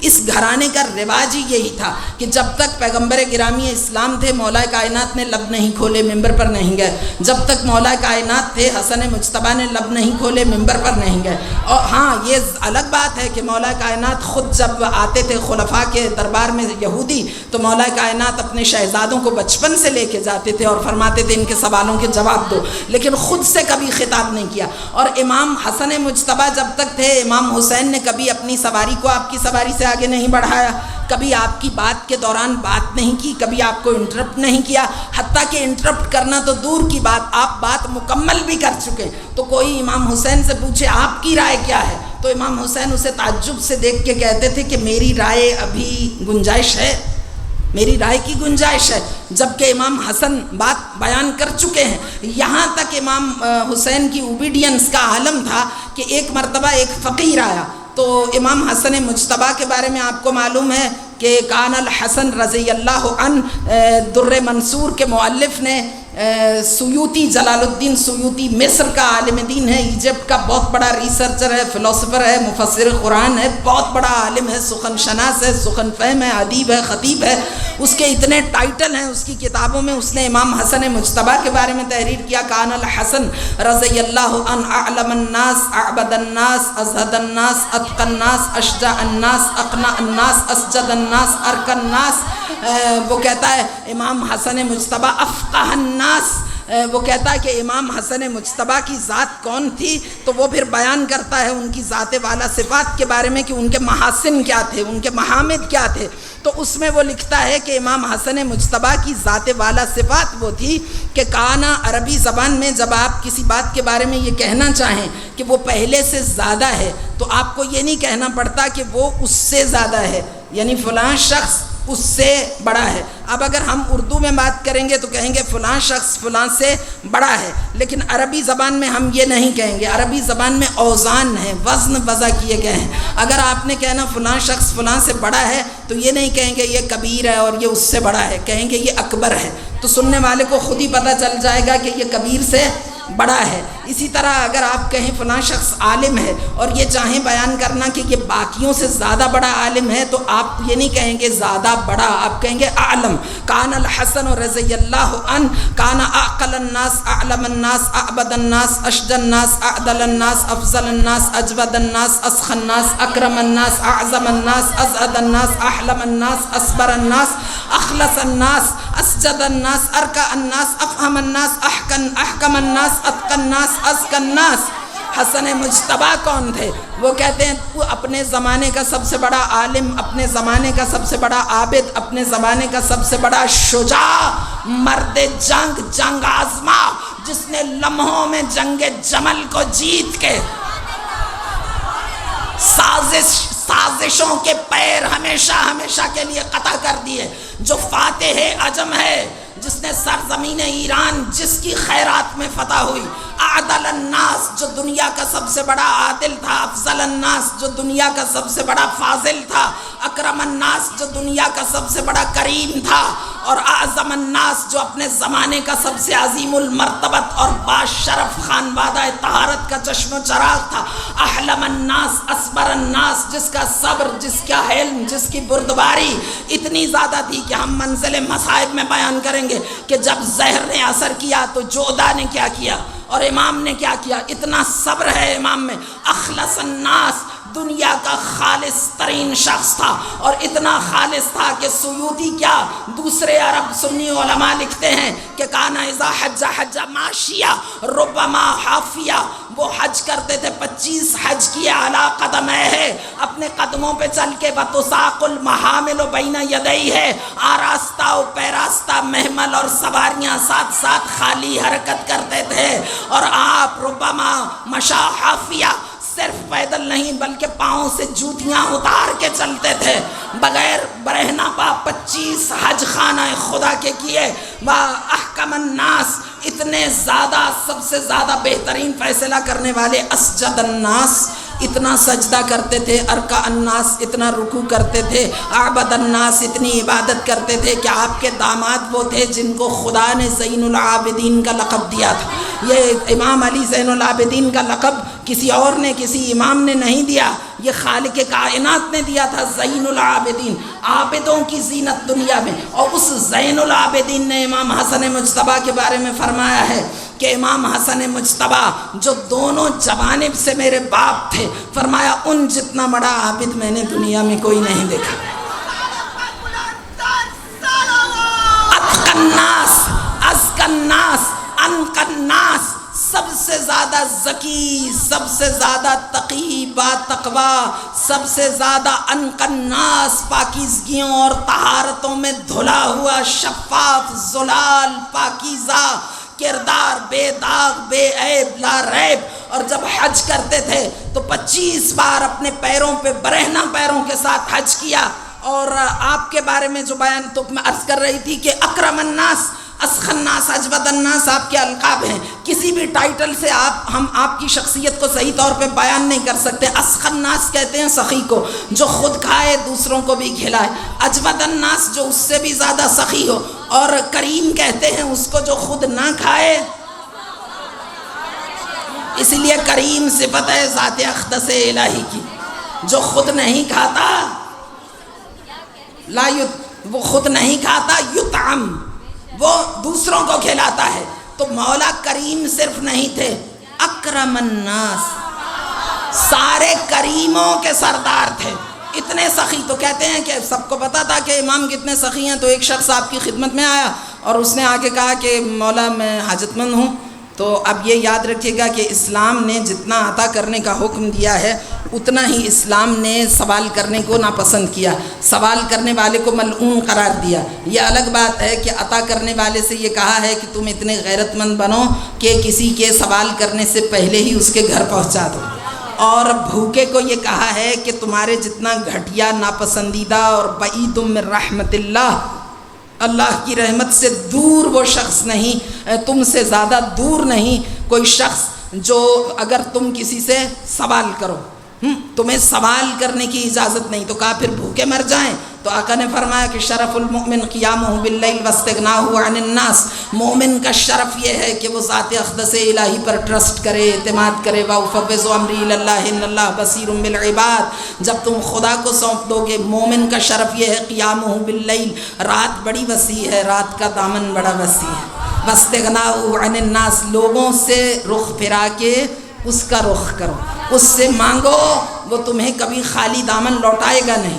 تو اب جب لوگوں کو پتہ چل جائے کہ فلاں شخص اتنا کریم ہے کہ وہ کبھی کسی کو خالی لوٹاتا ہی نہیں، تو لوگ تو پھر مس یوز بھی کرتے ہیں، ضرورت نہ بھی ہو تو آ کے مانگتے ہیں۔ تو کہتے کہ امام حسن کی خدمت میں ایک شخص آیا اور اس نے آ کے امام حسن سے سوال کیا، تو امام نے اس کو 500 دینار عطا کیے۔ 500 دینار درہم نہیں، دینار درہم ہوتا تھا چاندی کا، اور دینار گولڈ کوئنز ہوتے تھے اور بہت ہیوی ہوتے تھے، بہت ہیوی، اور وہ بہت بڑے بڑے ہوتے تھے، اور اتنے زیادہ تھے 500 دینار کہ اس کے لیے اٹھانا مشکل ہو گیا، حتیٰ کہ مولا کی شان کریمی کا یہ عالم تھا کہ مولا مزدوروں کو بھی خود ہی ہائر کرتے تھے، ان کی اجرت بھی خود دیتے تھے، اور سوال کرنے والے کے گھر پہ کہتے تھے پہنچا دو۔ اور آقا کی تمام اہل بیت کی یہ صفت تھی کہ جب کوئی سوال کرنے والا دروازے پہ آ کے آواز دے تو آپ اپنے چہرے پہ کپڑا ڈال کے دروازے سے چھپ جاتے تھے تاکہ اس کا چہرہ کبھی میرے سامنے نہ آئے اور وہ شرمسار نہ۔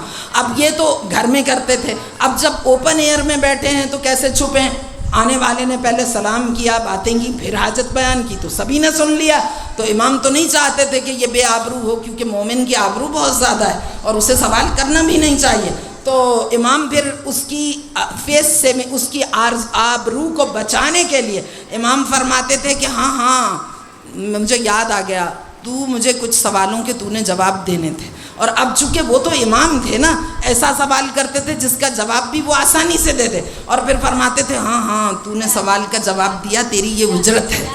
اور اسے سمجھاتے تھے یہ بات کہ تیرا مقام اس سے بلند ہے کہ تو خود کو اتنا گرائے کہ لوگوں کے سامنے بیگر اور بھیکاری کی حیثیت سے آئے۔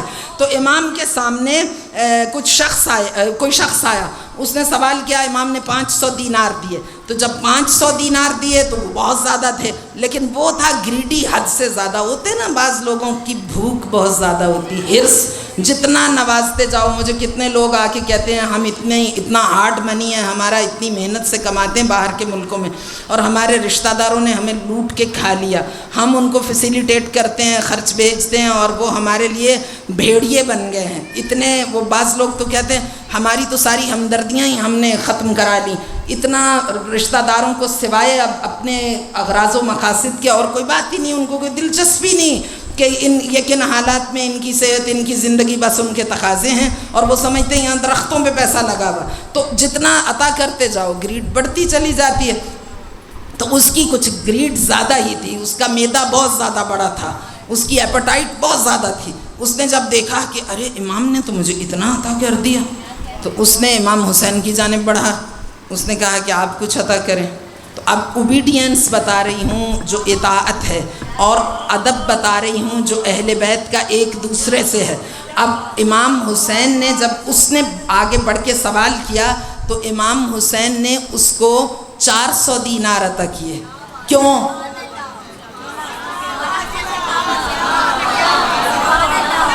یہ ادب وہاں سے آیا تھا، اسی لیے عباس کا قد بڑا ہے تو زندگی میں کبھی حسین کے برابر نہیں پائے گئے، دور کھڑے ہو کے جھک کے بات کرتے تھے۔ تو جب ان سے کہیں قریب کیوں نہیں جاتے تو کہتے تھے بے ادبی نہ ہو، سر اونچا ہے۔ ہاں، تو یہ ادب تھا اہل بیت کا۔ اس کے بعد ایک اور ہستی تھی، آپ کو تعجب ہوگا کہ وہ کیا ہستی تھی، اسے در گراں بہا کہا جائے تو کم ہے، اسے خزینہ اور گنجینہ کہا جائے فضائل و محاسن کا تو بھی کم ہے۔ وہ کیا ہستی تھی جس کے بارے میں روایات میں بیان کیا گیا ہے۔ یہ 3 ہستیاں تھیں جن کا حسن بھی بہت بیان کیا گیا، کیونکہ حسین حسن کی تصغیر ہے، عربی میں ایک اصل نام ہوتا ہے، ایک اس کی تصغیر ہوتی ہے، یعنی اس کا چھوٹا۔ حسن کا چھوٹا حسین ہے، یعنی سکینہ کا چھوٹا سکینہ ہے، عرض کا چھوٹا عریضہ ہے، رجل کا چھوٹا رجیل ہے۔ تو اس طرح عربی زبان میں ایک لفظ اصلی ہوتا ہے، ایک اس کی تصغیر، کیونکہ بہت فصیح و بلیغ زبان ہے۔ تو حسن اصل لفظ ہے، یعنی بہت خوبصورت، اور حسین اس کی تصغیر ہے، اس خوبصورت کا چھوٹا۔ تو دونوں اپنے اپنے حسن میں یکتا روزگار تھے، لیکن ایک تیسری شخصیت بھی تھی جو بہت زیادہ حسین و جمیل تھی، اور ان 3 ہستیوں کا اکثر اکٹھے نام لیا جاتا ہے کہ بنی ہاشم میں یہ 3 ہستیاں ایسی تھیں کہ جب یہ نکلتے تھے تو لوگ بے ہوش ہو کے گر جاتے تھے۔ اور اس ہستی کے بارے میں مولا کائنات نے یہ فرمایا تھا، مولا کائنات نے فرمایا تھا کہ جیسے اگر میں نہ ہوتا تو فاطمہ کے لیے کوئی کفر نہیں تھا، اگر یہ گنج گرامایا نہ ہوتا، اگر یہ در یکتا نہ ہوتا، اگر یہ گنجینہ فضائل و کمالات نہ ہوتا تو دنیا میں زینب کا کوئی، وہ کہتے تھے عبداللہ کو میں نے زینب اس لیے نہیں دی کہ وہ میرے بھتیجے ہیں، عبداللہ ڈیزرو کرتے تھے، عبداللہ کے کمالات اتنے ہیں کہ زینب ان کی شمع شبستان حرم بنے۔ زینب ایسی ہستی کے سوا عبداللہ کسی کو ڈیزرو نہیں کرتے، اتنا کمال تھا۔ تو پھر وہ شخص جناب عبداللہ کی خدمت میں آیا، تو جب جناب عبداللہ کی خدمت میں آیا تو جناب عبداللہ نے 499 درہم عطا کیے۔ یہ اہل بیت کے ادب کا عالم تھا۔ تو عرض کر رہی تھی آپ کی خدمت میں کہ امام حسن مجتبیٰ وزٹ کرتے تھے اپنے ان ریسٹورنٹس کو، رہائش تو وہاں نہیں تھی، رہائش تو دور تھی، آتے تھے، آ کے جائزہ لیتے تھے جناب علی اکبر کو، پھر ہاں اپنے جتنے کربلا کے فوجی، حتیٰ کہ سلیمان ابن سرد خزائی جو کربلا میں موجود بھی نہیں تھے، ان کی تربیت بھی امام حسن مجتبیٰ نے کی تھی، جنہوں نے بعد میں توابین کی تحریک چلا کے ظلم کو دنیا میں کہیں رہنے کے قابل نہیں چھوڑا تھا۔ عمر ابن حمق، ان کی تاریخ اتنی بہترین تاریخ ہے، کربلا کے ساسا ابن سوہان، کتنے صحابی ہیں جن کی تربیت، جن کی جنگی ٹریننگ، جن کو آداب حرب، جناب عباس کو اتنا بڑا جنگجو کس نے بنایا؟ امام حسن مجتبیٰ آداب حرب بذات خود بنفس نفیس سکھاتے تھے، سارے ریسٹورنٹس کو وزٹ کرتے تھے، ساری چیزوں کا جائزہ لیتے تھے۔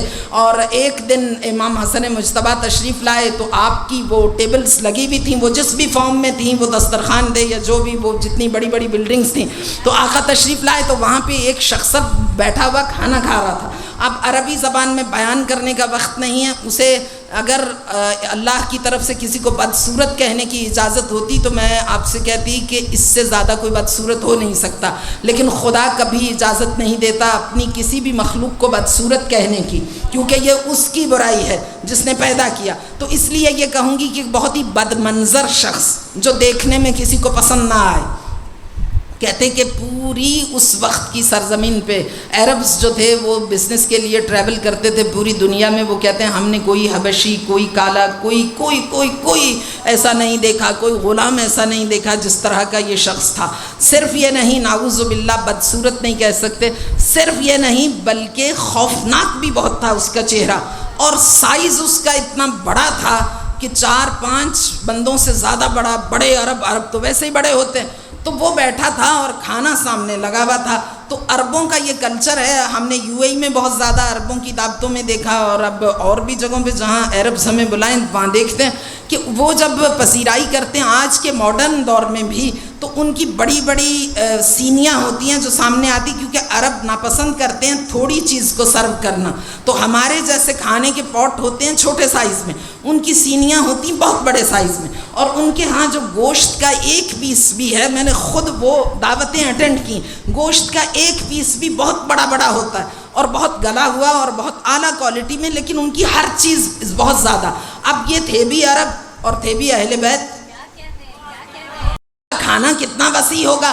اچھا وہاں پہ تو لکھ کے آویزاں کیا گیا تھا کہ یہ کھانا فری ہے، اور لکھا گیا تھا کہ کسی نواب، کسی بادشاہ کے دسترخوان پہ بھی اتنے بہترین کھانے آپ کو میسر نہیں آئیں گے، اتنے ہائیجینک، اتنے صاف ستھرے، اتنے ڈیلیشس، اور تمام سردار آئیں، نواب آئیں۔ کیوں کہا گیا تھا؟ اس لیے کہ یہ یاد رکھیے گا کہ یہ جو نیاز کا کانسیپٹ بھی اسلام نے دیا، در واقع یہ غریب کے لیے ہے، امیر غریب کی خیرات کھاتا ہے، یہ تبرک عمراء کے لیے نہیں، یہ غریبوں کی فیس سیونگ کے لیے نیاز کا نام دیا گیا۔ اگر صرف غریبوں کا اعلان کیا جاتا تو وہ رسوا ہوتے، ذلیل ہوتے، شرمسار ہوتے، لہٰذا خدا نے کہا عمراء آئیں، نواب آئیں، سیٹھ آئیں، بزنس مین آئے، تاجر آئے، سردار آئے، بادشاہ آئے، وزیر آئے، وزیر اعظم آئے، اور اس تبرک کو بیٹھ کے کھائے۔ کیوں؟ اس لیے کہ جس فقیر کی یہ خیرات کھا رہا ہے وہ شرمندہ نہ ہو کہ میری غربت کو میری بھوک کو مٹھانے کے لیے یہ دسترخوان بچھایا گیا. تو یہ غریب کی خیرات ہے, یہ فقیر کی خیرات ہے جو امیر کھا رہا ہے.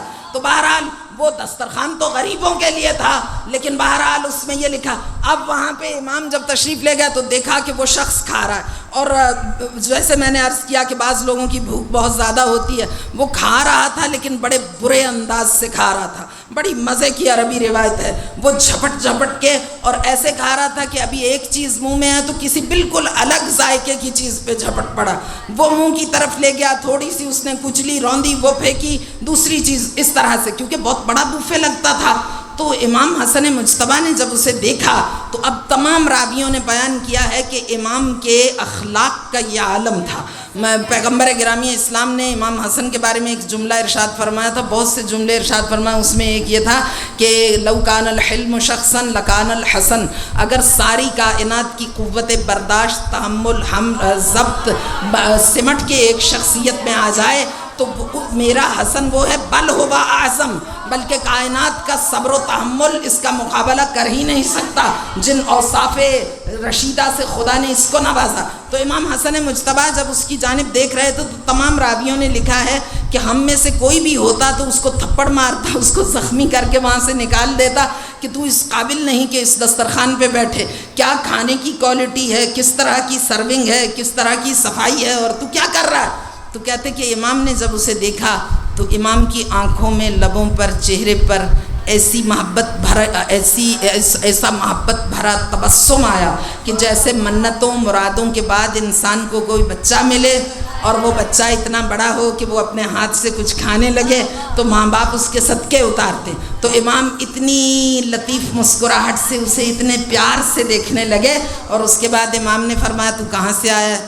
اس نے کھاتے ہوئے اسی طرح عجیب عجیب آوازیں حلق سے نکل رہی ہیں, اس نے بتایا کہ میں فلاں جگہ سے آیا ہوں. آدھا جملہ کٹتا ہے, آدھا وہ بولتا ہے کھاتے ہوئے.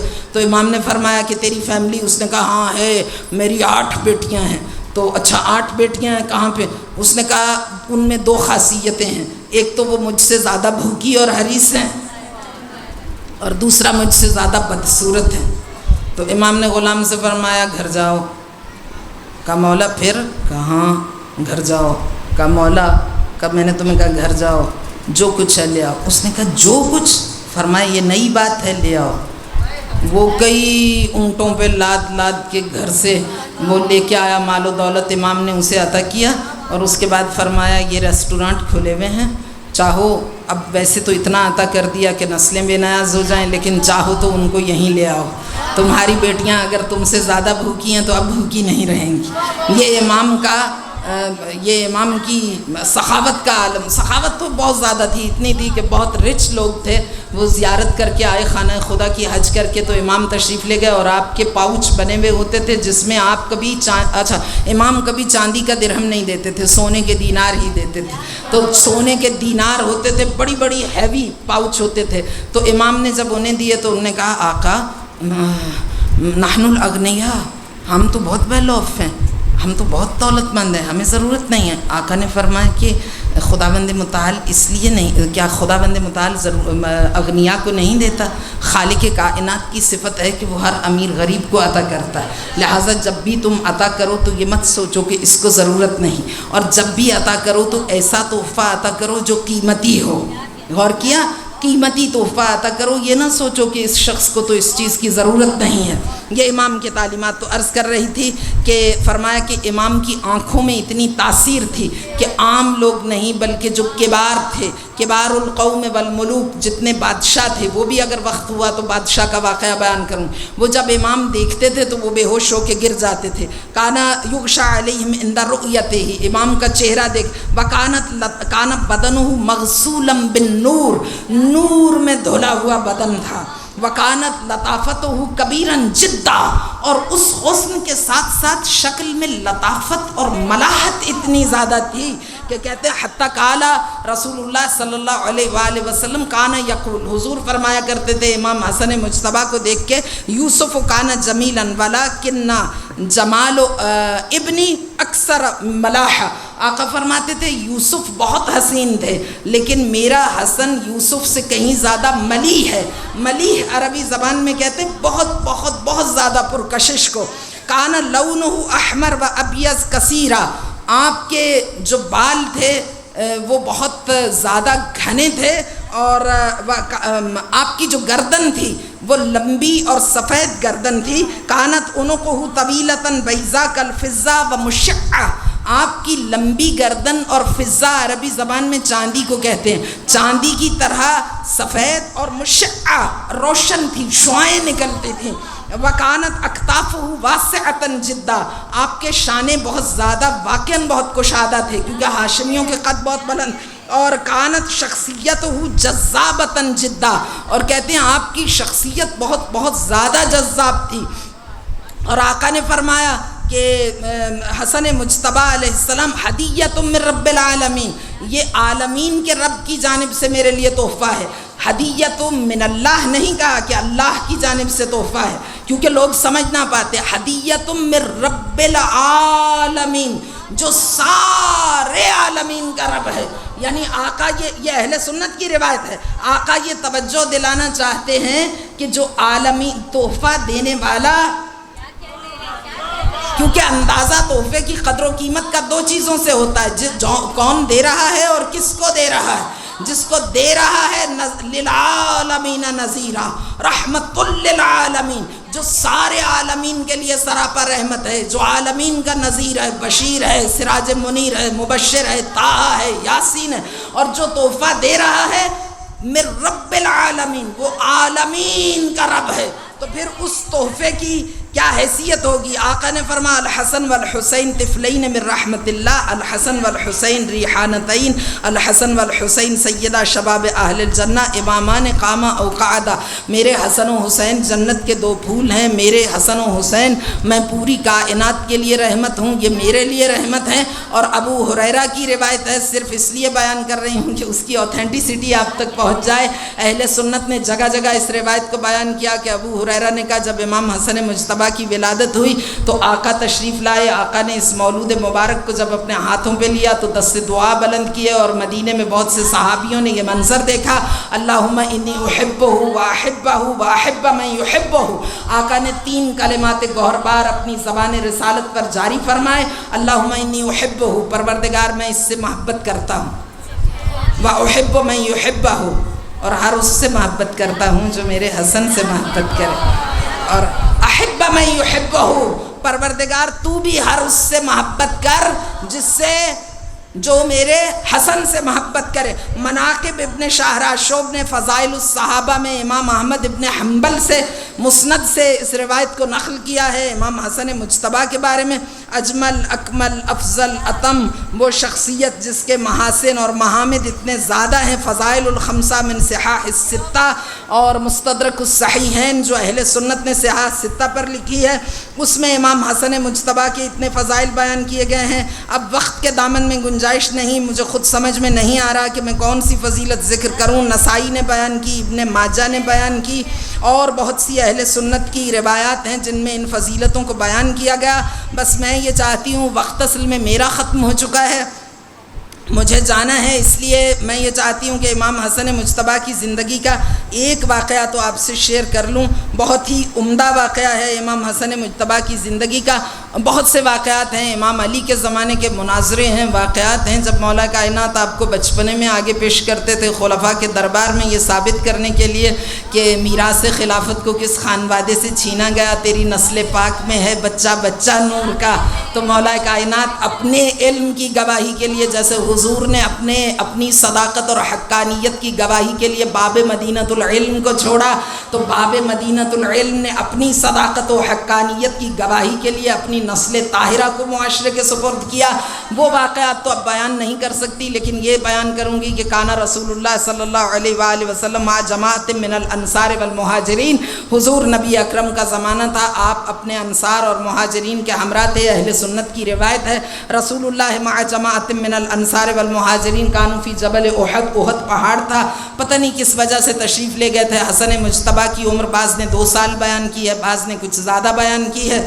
اس میں کہتے کہ حسن مجتبیٰ آپ کی آغوش اطہر میں تھے تو اذا بالامام الحسن یتقدم نحو رسول اللہ بہدوء و وقار، اور جب چل رہے تھے تو آپ کے سامنے ایک خاص وقار، ہیبت اور جلال، ابتدا میں بیان کیا تھا نا، ہیبتی و سعدتی، میری جلالت، میری شان عظمت میں حسن کو عطا کر رہا ہوں، میرا وقار، میری ہیبت، ایک لفظ ہے ابخت، کہتے ہیں امام حسن مجتبیٰ کی ابخت اتنی زیادہ تھی، یعنی ہیبت اتنی زیادہ تھی، تو بچپنے میں بھی وہ وقار اور ہیبت آپ کی شخصیت سے چھلکتا تھا۔ تو کہتے ہیں کہ کان النبی یراقبہ بدقۃ وینظر الی من معہ، اور پیغمبر گرامی اسلام کا یہ مزاج تھا کہ جب چلتے تھے تو بڑی دقیق نگاہ اپنے نواسوں پر رکھتے تھے، ہر طرف نگاہ رکھتے تھے کہ کون ان کے اطراف و جوانب میں ہے۔ فقال بلال هل هناك شخص آخر معه، یا رسول اللہ آپ جو اتنے غور سے شہزادے کے دائیں بائیں رائٹ لیفٹ اوپر نیچے دیکھ رہے ہیں تو کیا معه شخص آخر، کوئی اور بھی ہے آپ کے ساتھ؟ تو آقا مسکرا دیے، فتبسم رسول اللہ صلی اللہ علیہ وآلہ وسلم فقال نعم ان جبرائیل یہدیہ ومیکائیل یسددہ وہو بلدی والطاہر من نفسی وذل من ازلائی وقرۃ عینی بابی ہوا۔ امام نے فرمایا میں تجھے کیا بتاؤں، جبرائیل بتاؤں یا میکائیل بتاؤں، سردار ملائکہ، یا پھر میں تجھے یہ بتاؤں وہو بلدی، یہ میرا بیٹا ہے، والطاہر من نفسی، اس کی طہارت وہی طہارت ہے، اس کی طہارت کا لیول وہی ہے جو میرا لیول ہے، وذل من ازلائی، یہ میرے جسم کا حصہ ہے، میرے اعضائے بدن کا، وقرۃ عینی، میری آنکھوں کی ٹھنڈک ہے، بے ابی ہوا، میرا باپ اس پہ قربان۔ ان جبرائیل یرشدہ و میکائیل یحفظہ، جبریل اس کا پروٹوکول کر رہے ہیں، میکائیل اس کی حفاظت کر رہے ہیں، وہو ابنی، یہ میرا بیٹا ہے، ونفسی الطاہرۃ واحد ازلائی، یہ بہت سبتی و نور عینی۔ اور اس کے بعد آقا نے فرمایا نحن قمنا معہ، آقا چلے ہم بھی ان کے ساتھ کھڑے ہوئے۔ فقال رسول اللہ انت تفاحتی وانت حبیبی وبہجت قلبی، جیسے ہی حسن مجتبیٰ کی جانب دیکھتے تھے پورا ترانہ، پورا قصیدہ گنگناتے تھے فضائل کا، فاخذ یدہ وسار وسرنا خلفہ حتی جلس فی مکان حلقنا حولہ، آقا اٹھے اور اس علاقے کی سیر کرانے لگے اور دست مبارک کو اپنے دست مبارک میں پکڑا ہوا تھا، حتی جلس فی مکان، یہاں تک کہ ایک جگہ پہ جا کے بیٹھ گئے، وجلسنا معہ صلی اللہ علیہ وآلہ وسلم، اور ہم آپ کے گرد حلقہ بنا کے بیٹھ گئے۔ وکان النبی لا يحول بصرہ عن الامام الحسن، اور پیغمبر گرامی اسلام کی نگاہ بات کرتے ہوئے بھی مسلسل امام حسن پہ مرتکز تھی۔ فقال رسول اللہ، تھوڑی دیر ہوئی، اب میں نے بیچ بیچ میں سے واقعات کو چھوڑ دیا، کہتے تھوڑی دیر ہوئی تو ایک شخص آیا اور دور سے ایک عربی چلتا ہوا آیا، اس زمانے میں نہ موبائل تھے نہ یہ کمیونیکیشن کے سلسلے تھے، کوئی شخص اچانک آیا، یہ بھی اچانک احد پہاڑ کی جانب گئے، کسی شکار کے لیے گئے تھے، کس کام کے لیے گئے، وہ شخص آ رہا تھا تو جیسے ہی آقا کی اس پہ نگاہ پڑی تو سمینتہ کلام رسول اللہ حتی جاء عربی بعصاہ وکان یجرها علی الارض، آقا نے اپنے کلام کو روکا، وہ عربی جو آ رہا تھا اپنی سواری سے اترا، اس کا عصا زمین پہ خط کھینچ رہا تھا، فلما رآہ رسول اللہ صلی اللہ علیہ وآلہ وسلم، جب حضور کی نگاہ اس پہ پڑی تو حضور نے اس کو دیکھا، ان رجلا سیاتی الیکم، آقا نے فرمایا ذرا برداشت کا مظاہرہ کرنا، وسیتحدث معکم بطریقۃ تجعل جلودکم ترتعد، یہ ایسے لہجے میں تم سے بات کرے گا کہ تم لرز اٹھو گے، یعنی غصے میں آ جاؤ گے، تڑپ اٹھو گے۔ تو اب یہ تو کوئی بھی کہہ سکتا ہے کہ اس کی باڈی لینگویج سے انہوں نے اندازہ لگا لیا کہ اس کے اچھے تیور نہیں ہیں، تو ترتعدو، اور تمہارا جسم لرزنے لگے گا، لیکن آقا نے فرمایا کہ خبردار صبر و تحمل کا مظاہرہ کرنا، اور تم نے اس کو کچھ بھی نہیں کہنا، اس سے لڑائی نہیں کرنی۔ وہ شخص آ گیا اور اس کے بعد کہتے فنظر الاعرابی الی الامام الحسن بعین الاحتقار لصغر سنہ، کہتا ہے وہ شخص آیا اور اس نے آ کے بدتمیزی کی سرکار رسالت مآب سے، اور اس سے کہا کہ تم نے جھوٹا دعویٰ نبوت کیا ہے اور اپنی نبوت کی دلیل لاؤ، لیکن ایک لطیف تبسم آپ کے لبوں پر سجا ہوا تھا اور آپ نے اصحاب کو خاموش رہنے کی تلقین کی۔ اس کے بعد آقا مسکرائے اور اس نے پھر آقا سے بدتمیزی اور بے ادبی کا مظاہرہ کیا، تو آقا نے فرمایا فقال رسول اللہ صلی اللہ علیہ وآلہ وسلم اگر تم سے عضد من اعضائی، اگر میرے عضو من اعضائی، اگر میرے جسم کے حصوں میں سے ایک حصہ بول کے تجھے بتا دے تو پھر کیا تو ایمان لے آئے گا؟ کیونکہ اس نے کہا کہ تو جھوٹا ہے نعوذ باللہ، اور تو کوئی ایسا معجزہ لا ہی نہیں سکتا جس سے میں مطمئن ہو جاؤں۔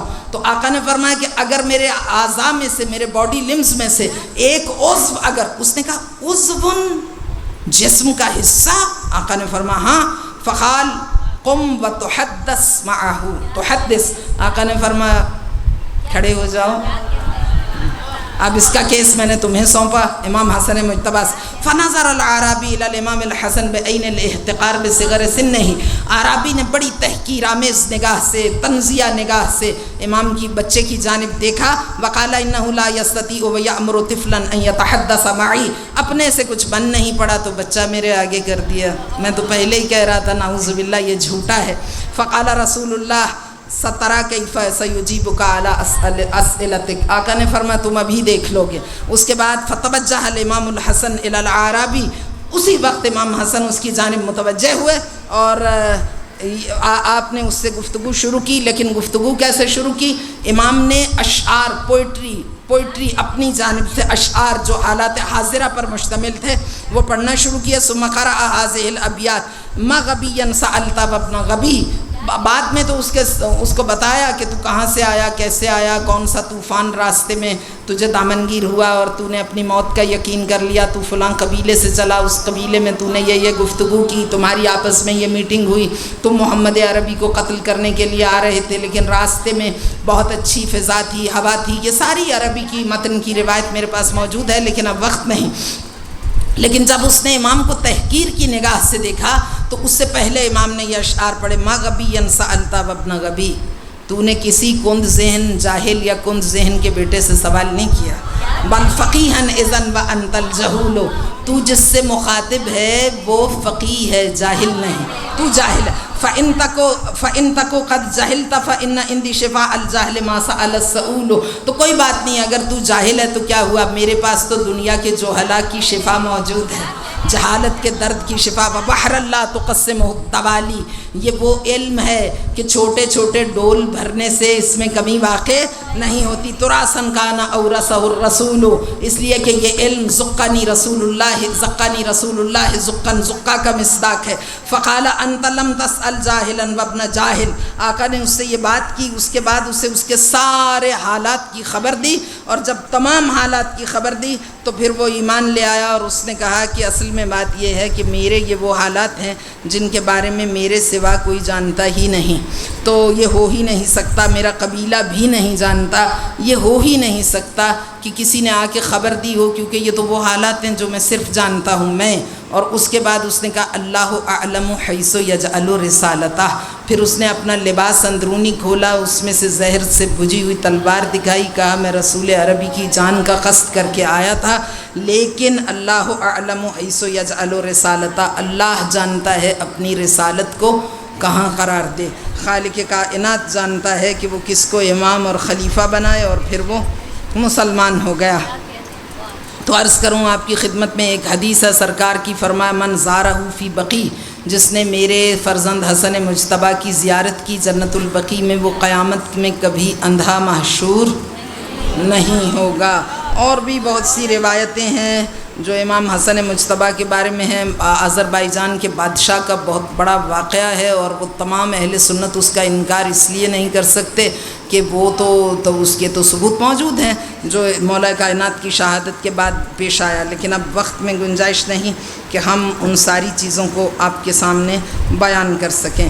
تو چھٹے گی کذب کی گرد کہن آہستہ آہستہ، کذب کہتے ہیں جھوٹ کو اور کہن کہتے ہیں پرانی، چھٹے گی کذب کی گرد کہن آہستہ آہستہ، مٹے گی فکر انسان کی تھکن آہستہ آہستہ، ابھی تاریخ کو بچپن کی سرحد سے گزرنے دو، کھلیں گے اس پہ اوصاف حسن آہستہ آہستہ۔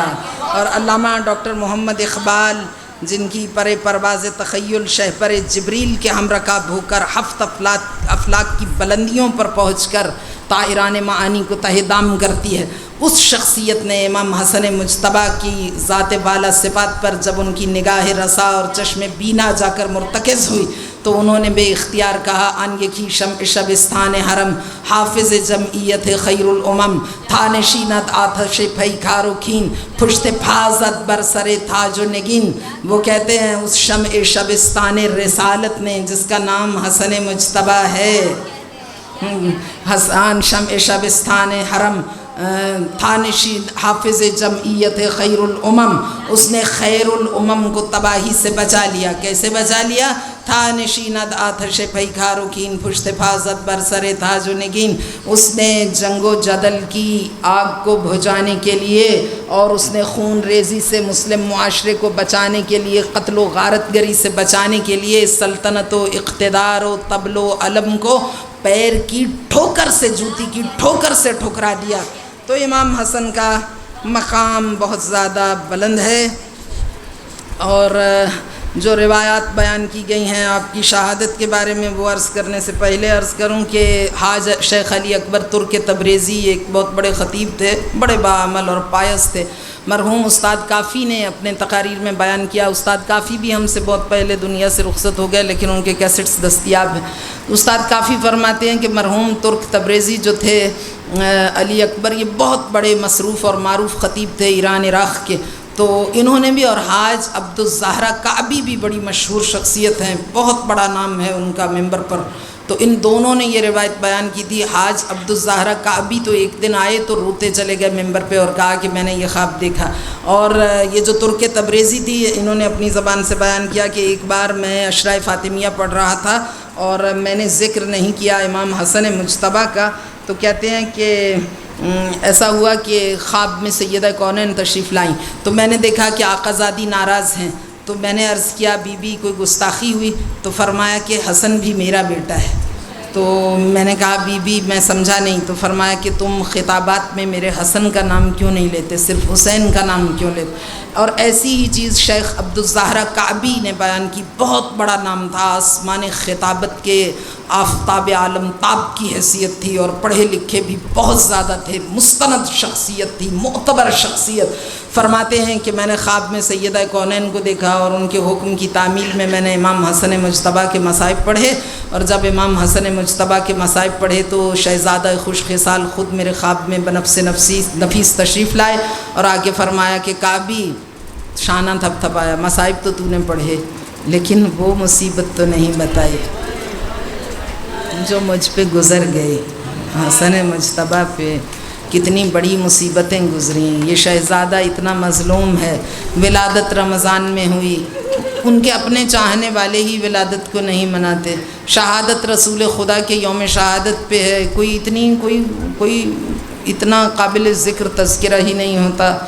اور امام حسین نے فرمایا تھا کربلا میں خدا کی قسم ایسے اصحاب نہ میرے نانا کو ملے، نہ میرے باپ کو، نہ بھائی کو، نہ ایسے گھر والے جیسے وفادار اصحاب اور گھر والے مجھے ملے. امام حسن کو اتنے بے وفا اصحاب اور ایسے بے وفا گھر والے ملے کہ اپنی بیوی نے زہر دیا، اور 7 مرتبہ امام کو زہر دیا گیا، جو کہ مستند روایت ہے. 7 بار زہر دیا گیا، لیکن ہر بار آپ کا علاج ہو جاتا تھا اور آپ سروائیو کر جاتے تھے. آخری بار کہتے ہیں جو زہر دیا گیا، ایک سانپ کی قسم بتائی گئی ہے، اب وقت نہیں ہے، دنیا کا سب سے زہریلا سانپ ہے. کہتے ہیں سانپ کا جب وہ زہر بنا لیتا ہے تو اس کے بعد جو ماہرین ہیں اس کی زہر کو کشید کرتے ہیں، تو جو پہلا قطرہ ہوتا ہے وہ سب سے زیادہ زہریلا ہوتا ہے. کہتے امیر شام نے دنیا کے جو سب سے زیادہ زہریلے سانپ تھے، جن کے بارے میں یہ کہا جاتا تھا کہ ان کی آخری زہر کا ایک قطرہ اگر سمندر میں ڈال دیا جائے تو جہاں جہاں تک وہ پھیلے گا اس دائرے میں جتنا جانور آئے گا وہ اسی وقت مر جائے گا. کہتے وہ سارے سانپ جمع کرا کے ان کی زہر تیار کروا کے، یعنی سانپوں کو ایسا ماحول دیا گیا جہاں ان کی زہر بہت زیادہ بنے اور تیز زہر ہو، اور اس کے بعد وہ سانپ منگوائے، ان کو جمع کیا، ماہرین کو بلایا اور ان سانپوں کی زہر کا جو پہلا قطرہ تھا وہ قطرے جمع کیے. وہ قطرے جمع کیے، ان قطروں سے پھر کوئی چیز بنائی اور وہ بھجوائی تھی جودہ کے لیے، اور کہا تھا کہ اس کے بعد شکایت نہیں آئے گی کہ ہر بار زہر بھجوائی اور پتہ چلا حسن تو جماعت کرا رہے ہیں، حسن تو گفتگو کر رہے ہیں، حسن تو چل پھر رہے ہیں۔ آج کے بعد کوئی حسن کو کرۂ زمین پر نہ دیکھے گا۔ اب امام روزے کی حالت میں تھے، روزہ افطار کیا، وہ پانی لے کے آئی، امام نے حسرت بار نگاہوں سے دیکھا اور فرمایا اتنے اہتمام کی ضرورت نہیں تھی، اس کا ایک ذرہ بھی کافی تھا۔ اس کے بعد امام نے انا للہ پڑھا اور جیسے ہی اس کا ایک گھونٹ پیا تو جسم سبز ہونا شروع ہوا، اور کہتے ہیں امام کے اس جبڑے سے خون کا فوارہ جاری ہوا اور اس طرح کے ٹکڑے کٹ کٹ کے تشت میں گرنے لگے۔ جب اہل بیت کو بلایا، صبر، تحمل، ایثار اور کشادہ دلی کا یہ عالم تھا کہ جب جودہ نے امام کی حالت دیکھی تو وہ تڑپنے لگ گئی خوف سے، کبھی ادھر بھاگتی تھی کبھی ادھر، تو آ کے امام حسن مجتبیٰ سے کہتی ہے آپ کو معلوم ہے میں نے آپ کو زہر دیا ہے، لیکن خدا کے لیے مجھے اپنے بھائیوں کے غضب سے بچا لیجئے، خدا کے لیے دنیا سے جانے سے پہلے میری نجات کا اہتمام کر دیں۔ امام نے اشارہ کیا گھبراؤ نہیں۔ اتنے میں امام حسن مجتبیٰ کے پاس آپ کے برادران گرامی آئے، عباس بھی خاصے پڑے ہیں، اور غیظ میں، غضب میں، جلال میں لرزتے ہوئے آئے۔ امام حسین نے تلوار ہاتھ میں ہے، بھیا بتائیں کس نے آپ کے ساتھ یہ کیا؟ جودہ کھڑی لرز رہی ہے، معصومین کو معلوم ہے کس نے کیا، معصوم ہے، علم غیب ہے، ویسے بھی جودہ کو کون نہیں جانتا۔ لیکن امام حسن مجتبیٰ نے ٹوٹے پھوٹے الفاظ میں کہا حسین اگر تمہیں بتا دوں کس نے کیا تو کیا کرو گے؟ کہا اس تلوار سے اس کے ریزے ریزے کروں۔ تو امام حسن مجتبیٰ نے فرمایا پھر خدا پہ چھوڑ دو، اس کو معاف کر دیا۔ کہتے ہیں اتنا صبر تھا امام حسن مجتبیٰ کا۔ امام حسن مجتبیٰ نے وصیت کی تھی امام حسین کو، توجہ میری جانب رہے پلیز، توجہ میری جانب رہے، تابوت آ بھی جائے تو بے چینی نہ کرے۔ میں وہاں پہ عاشورہ کی مجلس پڑھتی ہوں جہاں جہاں کسی کی جرت نہیں ہے پلٹ کے دیکھنے کی زلجنا کے انتظار میں، ورنہ میں عاشورہ کے دن وہی مصائب بند کر دیتی ہوں۔ آپ پلٹ کے نہیں دیکھیں گی تابوت کی جانب، صرف آپ کی توجہ مصائب کی جانب رہے۔ میں نے صرف 2 منٹ مجھے مصائب پڑھنے، اور ہستی بھی وہ ہے جس کے مصائب بہت کم بیان ہوتے ہیں۔ امام حسن مجتبیٰ کا جنازہ اگر آپ کے ذہن میں تصور ہو کہ جنازہ تدفین کے لیے گیا تھا روضہ رسول کی جانب، تو آج ایک بات کی وضاحت کر دوں۔ مسلم معاشروں میں یہ رواج ہوتا ہے کہ جب بھی کوئی مر جائے تو جس بھی کسی بڑی ہستی کا مزار ہو اس مزار کے گرد اس میت کو طواف کرایا جاتا ہے۔ جتنے بھی لوگ مرتے تھے ان کے جنازے لے جائے جاتے تھے روضہ رسول کے پاس، طواف کرایا جاتا تھا، تاریخ کے شواہد ہیں۔ اب جب روضہ رسول کا طواف کرانا تھا، امام حسن مجتبیٰ نے وصیت کی تھی، فرمایا تھا کہ میرے جنازے کو روضہ رسول کا طواف کرانا، اور اس کے بعد امام حسین سے فرمایا تھا اگر طواف کرنے دیں تو حسن کو وہاں دفن کر دینا، اور اگر طواف کرنے نہ دیں تو میں راضی نہیں ایک خون کا قطرہ میرے نانا کے شہر مدینہ کی حرمت پامال نہ ہو، ایک خون کا قطرہ نہ گرنے پائے۔ کہتے ہیں امام حسن مجتبیٰ کا جنازہ تیار ہوا، اور جب جنازہ تیار ہوا لے کے آئے، تو جب لے کے آئے تو یہ امیر شام نے ڈبل گیم کھیلی تھی، 2 طرفہ سازش تھی۔ وہ تنگ تھا ایک خاتون سے بہت زیادہ، لیکن اس کو قتل اس لیے نہیں کر سکتا تھا کہ مسلمانوں کو کیا جواب دیتا۔ اب اس نے ایک تیر سے 2 شکار کیے، اس نے ادھر ان کو بھڑکایا، چونکہ زہر بھیج چکا تھا، بہت پہلے سے تیاری ہو چکی تھی۔ اس نے کہا جب جنازہ گھر سے نکلے تو تم اس کو جنت البقیع میں دفن، رسول کے روضے کے قریب دفن نہ ہونے دینا، اور اس پہ تیر اندازی کرنا۔ اور ادھر ہاشمیوں میں یہ چیز تھی، وہ جانتا تھا کہ اگر حسن مجتبیٰ کے جنازے پر کوئی تیر برسائے گا تو وہ خاموش نہیں رہیں گے، تو وہ یہ چاہتا تھا کہ اس خاتون کو اہل بیت مار دیں، اور اس کے پاس ایک اور کرتا عثمان کا اس کے ہاتھ میں آ جائے، اور اس کے اقتدار کے سارے خطرے اور سارے شکوک و شبہات ختم ہو جائیں۔ فلذا اس نے یہ ڈبل گیم کھیلی۔ اب جب جنازہ گھر سے نکلا روضہ رسول کو کے طواف کے لیے، تو ایک خاتون خچر پہ سوار ہو کے آئی، اس نے وہاں چھت کے اوپر بنی امیہ کے ٹرینڈ نوجوانوں کی سپاہ جن کے ہاتھوں میں کمانیں اور تیر تھے سب کو تیار کیا ہوا تھا، اور اس نے کہا تھا کہ جیسے ہی میں اشارہ دوں اسی وقت تم تیر چلاؤ گے۔